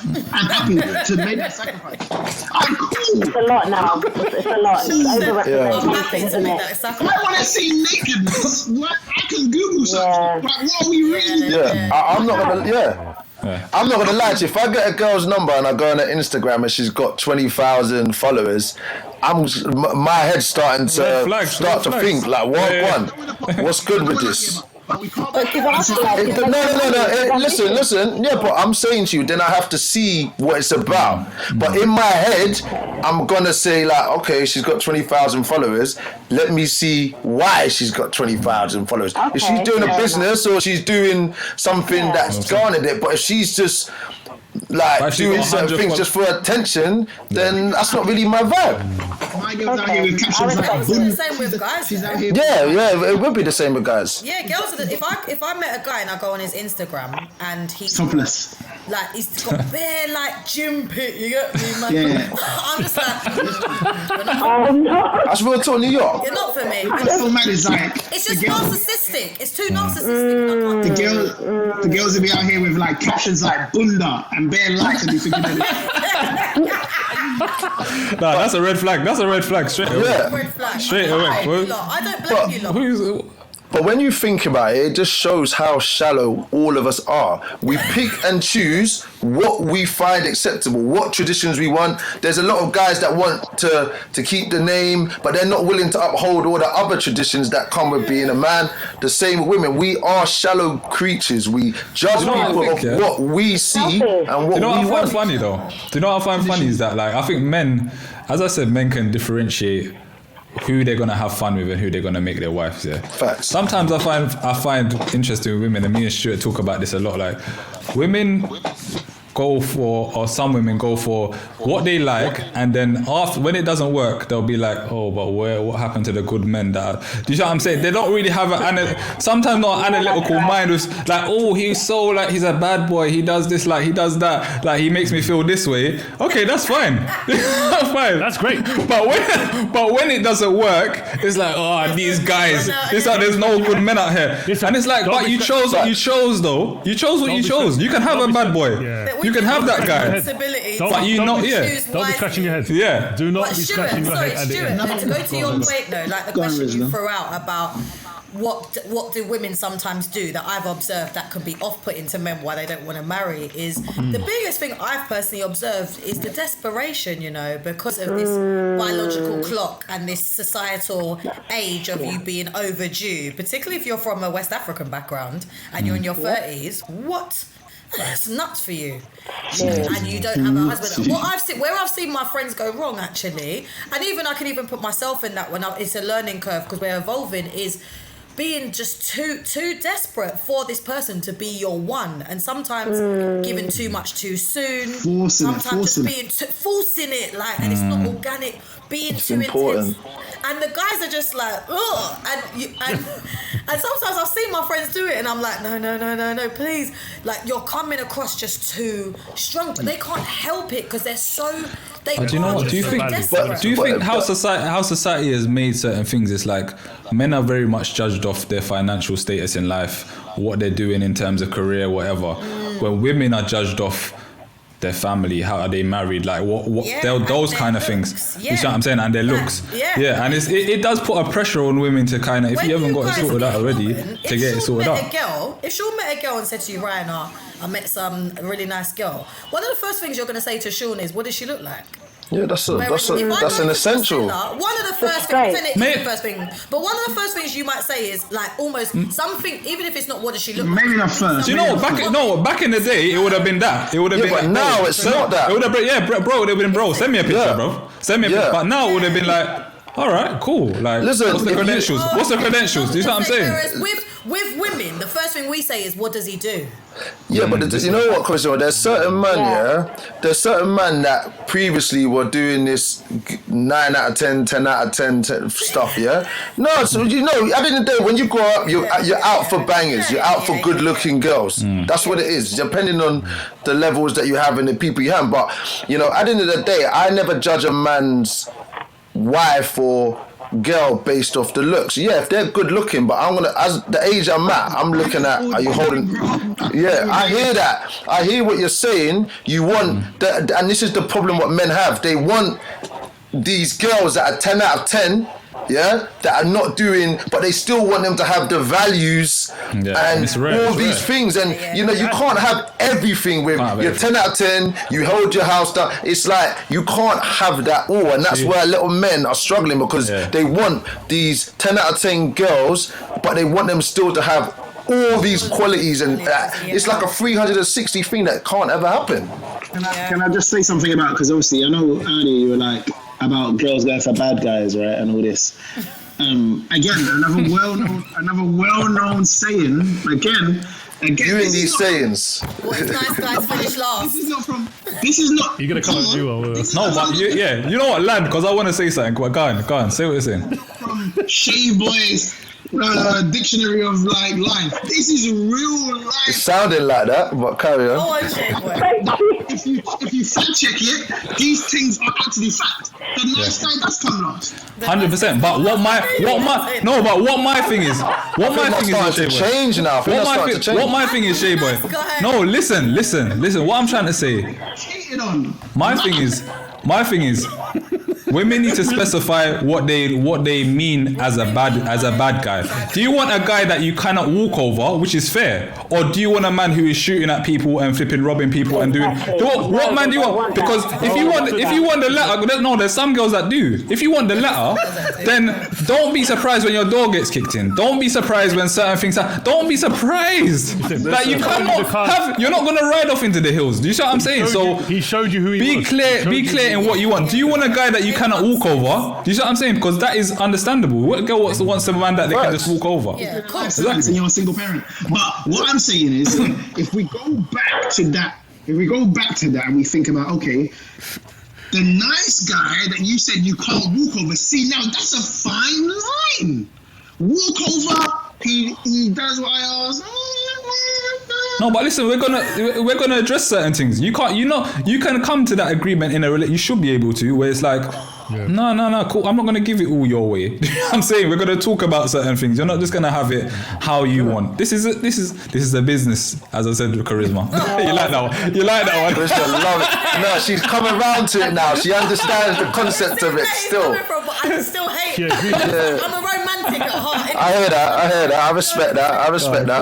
Because Ryan's making one of his podcasts that his kids are his employees. Do you know what? I can't see myself in a relationship as a business. That just seems like a bad deal. But it's not. But what I'm saying, I understand the concept around it. It's a concept. It's a concept. It's a concept. Rather. And the thing is, I'm obviously not everyone's married here, but I'm sure when everyone does get married, you understand that those days of us looking into each other's eyes and we love each other and all the lust, they fade after a while, and it becomes more about duty. It becomes more about I'm in this for duty. I'm not in this because I love you so much and I can't, like, this is duty now. Like, we're trying to get to the end of life together. So how do we come together? How do we speak? How do we compromise? How do we do things in a certain way so that we can reach where we want successfully, innit? And then it becomes business to where we have to have our meetings regularly. We have to catch up regularly and talk about where the finances are, what the kids doing. Do you know what I'm saying? What schools are we looking at? Like, it is. But this is what I'm trying to say, man. Things get missed though. Those things get missed. I respect that. I respect that talk. I wanted stallions and doves at the wedding. You're killing me. But this is what I'm trying to say. But this is what I'm trying to say. When you see a lot of brothers and you see a lot of girls that get with it, they do it purely off the love only, and they don't have those necessary conversations. Like, even some of my female friends that are doing these dating apps, they're only talking to guys that are adding them. So I said to some of these girls, why don't you go on the app and start picking the guys that you like, so then you increase your net of people that you're talking to. If you go with the guys that are just liking you, no wonder you're moaning about the man that are adding you on app, because every Tom, Dick and Harry's adding you. If you go on the app and you start picking the people that you like the look of, then if it goes wrong, you can say, all right, I picked that. So I understand. But a lot of girls and women, are saying, these guys keep adding me on Hinge. It's like, well, you're not taking control of the situation. Well, how much can you really go off on the app? No, but I'm just saying to you, it's a mindset. It's a mindset. Imagine that even being on an app and being that passive. That doesn't even make sense. Yeah, if you don't put in women, some women don't think they need to put in. Some women don't feel that they need to put in that work to get a man. Facts, bro. And I'm not saying, let me give you an analogy, Let me give you an analogy. I was at a wedding once, and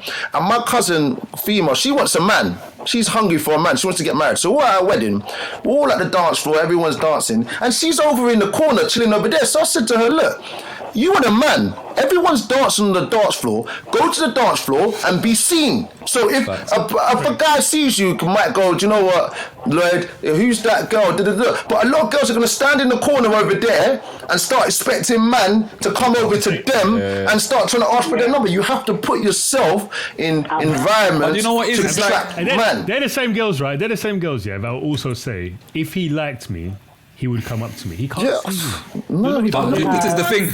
This is the thing. Like, I can't see you. Stush over there. Why is he coming? Exactly. You're not giving the right energy. Exactly. Thank you. Smile at a man. There's nothing wrong with smiling at a man, you know. And you know what? You know the funny thing is, and P and Chris, when I've said this to girls, like, what work are you putting in? They've looked at me or raised their voice at me or sworn at me, going like, what the hell are you talking about? Why am I putting in work? Why am I doing it? Lloyd, I couldn't agree with you more, bro. Men will hunt you. You understand? We're the pastors. Our pastors lied to us. They lied to us all. Thank you. If my pastor's watching this, I'm sorry, pastor. You didn't prepare me. Because they like to tell you in church, the men are the hunters. They're gonna come. They're not. No, it's not. They are, but now men have options. But the game's changed. The game's changed. You don't have to go raving. You can pay £15 a month, stay on Hinge, and get girls. The game has changed. And get girls now. You don't have to go. Back in the day when we were, man, they were going cameos and all those things, Moonlight and all those Ministry of Sound and all those things there. Man, don't go doing that. Yeah, you know those ones. All those rainforests and all them things there. Man, not doing that no more. They're in their yard now. They're chilling in their yards. They're on Match.com. They're on Tinder. They're on Hinge. They're on Bumble. Culture tells us that we don't need to do anything. That's mad. Netflix and Amazon Prime. Listen, girls got put out to get, The game has changed. The game has changed, man. You're right. The game has changed. Excuse me, girls are proposing to men right now. That's deep. What I was going to say though is, do that. I'm not gonna I think a girl proposing to a man is too deep because no, but I think you're gonna start seeing things change. I'm telling you. I'm telling you, because that's a mazza. The options that a man have got now, it's different. That's a mad thing still. No, but I'll respond to the proposal point. What would you do, boy, if a woman proposed to you? That's what I was going to say. I think if the brother's not ready, I personally believe that men are less cold with it in terms of like, I am less heartless than a woman would be. For example, when I propose to if I propose, I want to be 1 for 1. Don't ever say no, because there's no proposal. But the thing is, you know why it's mad? Because I'm either 1 and out or 1 and in. That's it. If a woman proposes to me, it's gonna be such a soft landing. But the thing is, though, if you flip it, the way men think, I think there will be a lot more marriages if women propose, because a man's gonna think, right, this girl's on me, this girl feeling me, like she proposed to me. Hold on. The pressure of it, the pressure of saying no is peak. What would you do if a woman proposed to you? It's a sticky one, man. You wouldn't have it. No, you wouldn't have it. Listen, let me put it like this. If it's a girl that you like, and she puts listen, I'm gonna put it like this. Hopefully I'm never in that position. I don't want to be in that position, because for me, if my lady's getting down on one knee to propose to me, for me personally, now maybe she won't get down on one knee though. Well, the video of the lady recently, she got down on one knee on the video on Instagram. She got down on one knee. She actually got down on one knee and done it. Yeah. And he said yes. Yeah. So I'm saying to you, for me, in my head, if that happens to me, I'm thinking, rah, something's off here. Like, are you saying no? I don't know.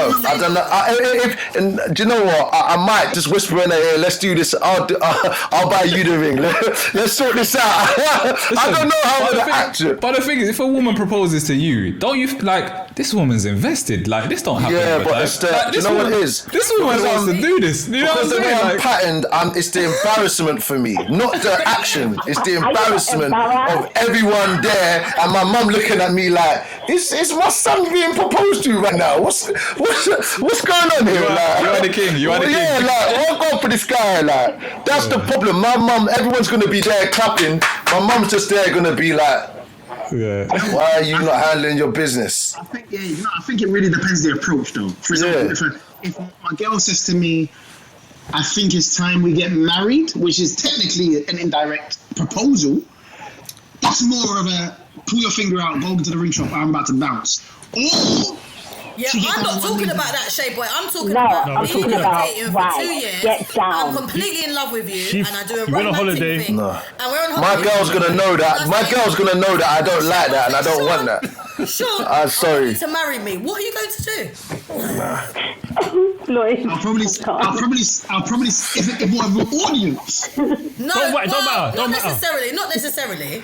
Don't add things into it, man. But it's the act of the romance, the gesture, the proper proposal. But I'm talking about someone you've been with for years and she loves you. I'm gonna have to decline. And I'll do it. I'll handle my business. Well, I've got a response. I'll say, stop fucking about. You think I'm a bitch?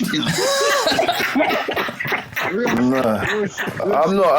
It's just, I cannot fathom my girl. Like, I don't think it's anything desperate or whatever like people would see, because life is life. But for me, if my girl's had to get down on one knee to propose, it means that I ain't handle my business.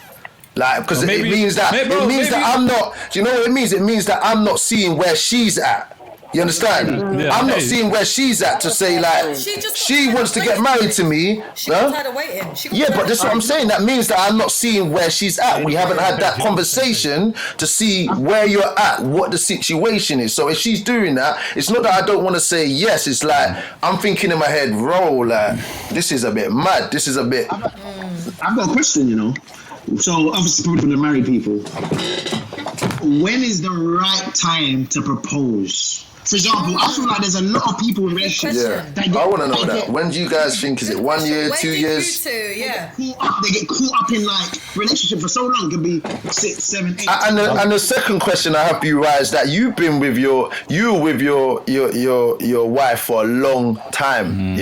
How did you navigate through? You're getting 27. You're getting like. When did you know? Look, this is now time to do that. To be honest, mostly is down to her, because she was never the kind of woman to even make a subliminal like suggestion like going to a wedding, that should be us, or like there was never no pressure. And I'm a laid back, anyone that knows me, I'm a laid back person anyway. So for me, we could have gone 20 years and that's nothing against her, but that was because we had been together, so it got to a stage we'd been together for so long that it didn't even mean it. Literally, we were married already in our heads, but it literally was just signing the contract. That's all it was. We had majority of I think that's rare now. Kids. That's rare now. That doesn't exist no more. Listen, I know that doesn't exist no more. So if anyone asks me when's the right time, I was boy, if you're going by my standards, then when you're ready, innit? Right, let's make the analogy. Let's make the analogy different. Why did you then? So in that case, Ryan, because you were so comfortable, why did you propose then? Like, what was your choice? But do you know what the thing is? Do you know what it is? Yeah, why would I didn't propose. It was like a conversation. That's the thing. Like, it was a conversation between us. We just started talking about marriage, and it was like, yeah, let's do it. Because you've been together for ages. Been together so long. There was no more, and it was different. It was effortless. But let's change the scenario, yeah? Do you know what I'm saying? Let's say you meet a girl today, yeah? The 27th of September 2021, yeah? You meet a girl, yeah? God forbid. No, I'm not saying he's single. Yeah, we know what it is. We're grown out here. We're grown out here, yeah? So I'm saying to you as well, Stu, because you're married. In your mind, are you going to go into that thinking, okay, I'm going to put a year onto this, I'm going to put 2 years onto this, where I'm going to get, are you just going to go with the flow of it? My thing was, I had it in my head from people that even told me who were older than me and all the rest of it, but actually, first things first, you've got to be able to live with this woman first. So actually, my path towards that was first things first, isn't it? Basics. We lived together first. And actually, we lived together for 2 years and then I proposed. I'm not saying at the beginning of the 2 years I knew I was going to propose, but by the time I proposed, I'd been with her, 5 years by this point? Yeah. And we got married, 2 years after? For me, I felt like it was the right time because I had a taster of what life would have been. It doesn't matter if I was young. For me, I had a taster of what it would have been like. We've been boyfriend and girlfriend. We've done the whole weekends away. We've done the whole thing staying at each other's house. We've done holidays, all the rest of it. Okay, now you live together. For me, I said on another episode, relationship for me resets when there's certain pivotal moments in the relationship. In it. So children's one thing, living together is one thing. You got over that hurdle. For me, that's when it felt like it was the right time because it felt like the more natural step. So it was. I didn't actually put more time on it. Like a natural step of progression. It was a natural step of progression because actually I felt like this is a taste of what it would have been like. Yeah, there's more growth to come. And at the time I was 24. So there's another thing in it as well. I think for me there's loads of different. That's why it's difficult really to even ask that question. And I think, and I'm saying this to Ryan as well. When you're telling people about this, sometimes they've even got to take your example with a pinch of salt because everyone's scenario is unique. 100%. Him and his wife's scenario is very different. They met in college. My one's very different. They meet her in college. Yeah. So but that's what, bro, honestly, that's why if I was to give someone advice now, I would be like, don't take no advice from me because I recognize my situation is so unique that I can't be giving out, like, I can give you certain things, but I can't be giving out general advice. I would go off, I always think about it like this. What would I tell my son now? What would I tell my son if he wanted to get married? I'll probably tell him completely opposite to what I've done. And then make sure that you're comfortable in doing that. And then if after that you're comfortable, then go ahead. But it wouldn't be what I've done because I know that it's rare. I wouldn't be to have your first child at the age I had it. It wouldn't be to get married. I know it can work, but logically, I'm on a numbers. It doesn't work with most people. Do you see what I'm saying? So my advice to my son would probably be different to the road that I've taken myself, and it might seem hypocritical, but it's just real. It's just it's just like, do you know what? That's so real. That's just 100. And what could? Yeah, sorry, Stu. So I was going to say, Priscilla, give your take on actually. Feel be the flip side, isn't it? When you were proposed to, did it feel like it was the right time, and actually were you expecting it?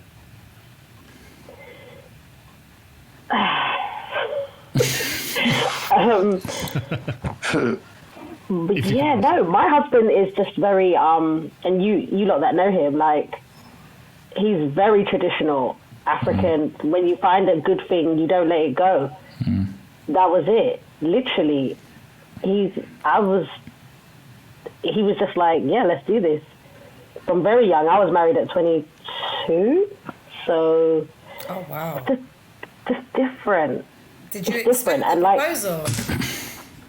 No, we went to Brighton, and I couldn't imagine him getting on one knee, but he did. We were very young, we were naive, but I would say it's like you grow through it.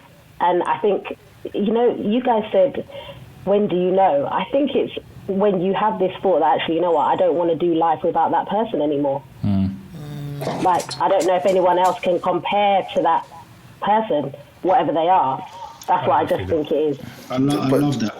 Do you know what I find, and this is and another thing that I'll add to it, is that when I was like 26, 27, I thought I had so much time.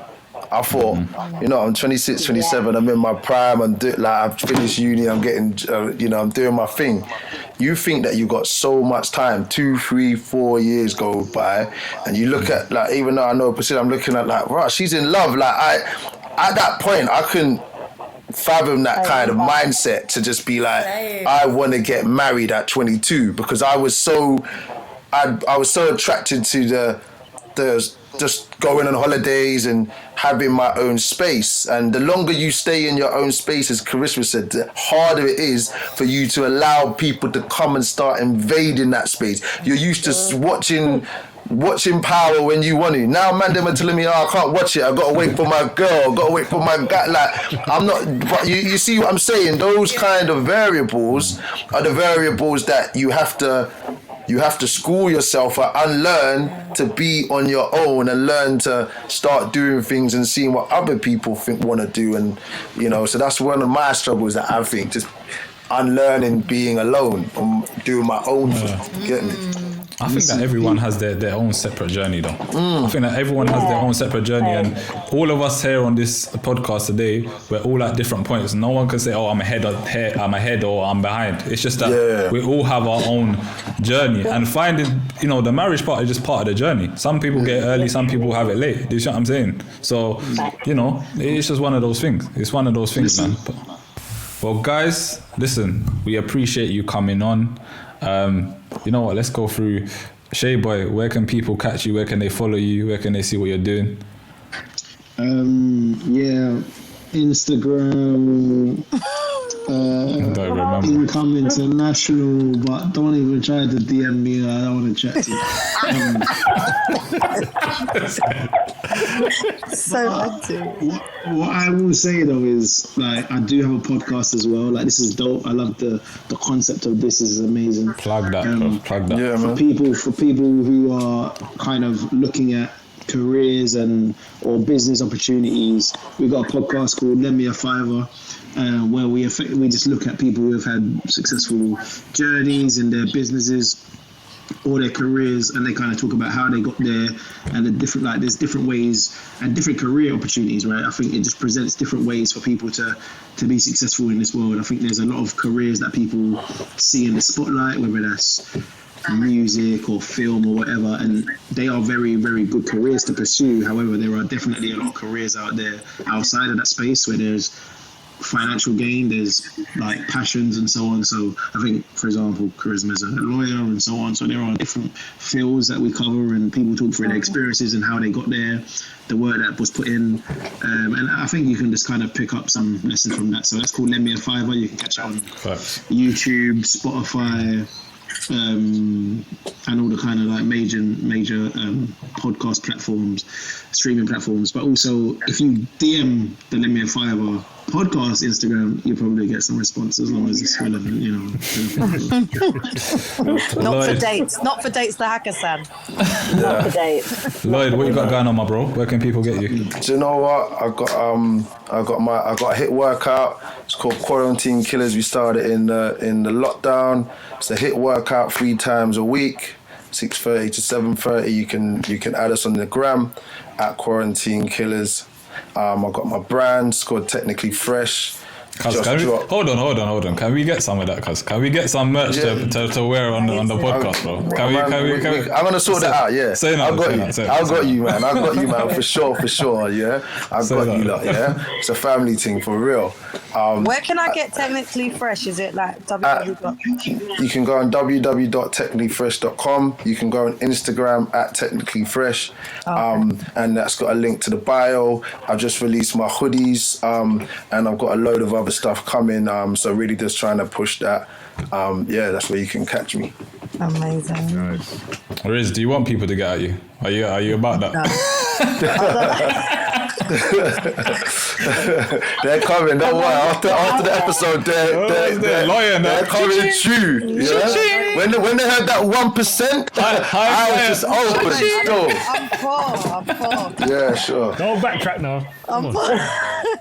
But no, I am obviously a chair and trustee of YouthLink Network, so I would like people to follow my page at YouthLink Network, so literally at Wyland Networks. On Instagram, check out our website, www.youthlink.networks.org, and just support the cause. We're all about young people and trying to, put money in our community and stuff. So that's kind of my plug, really. And they're doing amazing work, people. They're doing amazing. Definitely. Yeah, that's dope. That's dope. P, what are you saying? Yes. Well, I'm just on Instagram with Priscilla Energy. That's where you can find me talking all things that I feel like I want to talk. But there is something in the future coming through which is more around child protection and exploitation. So it's more grim, but it's something that, especially in our community, we need to get together and start talking about it. Yeah, so that will be coming out soon. So watch out for that. Cool. Well, on that note, thanks again, guys, for joining us today. Thank you, guys. Thanks for having us. Yeah, man. Do you know what? We need to do it. We need to, you guys, as I said, this platform that you built, and, the Lend Me a Fiver platform that you built is something that I'm going to start, looking into. But I'm just going to give you guys your roses early. Yeah, more success, more blessings. Let's just get this thing rolling, man. Appreciate you guys, man. Incredible. For sure. Thanks for having us, Brian Stuart. Don't forget to like, share, and subscribe. And on that note, we're out. Thank you, guys. Bye.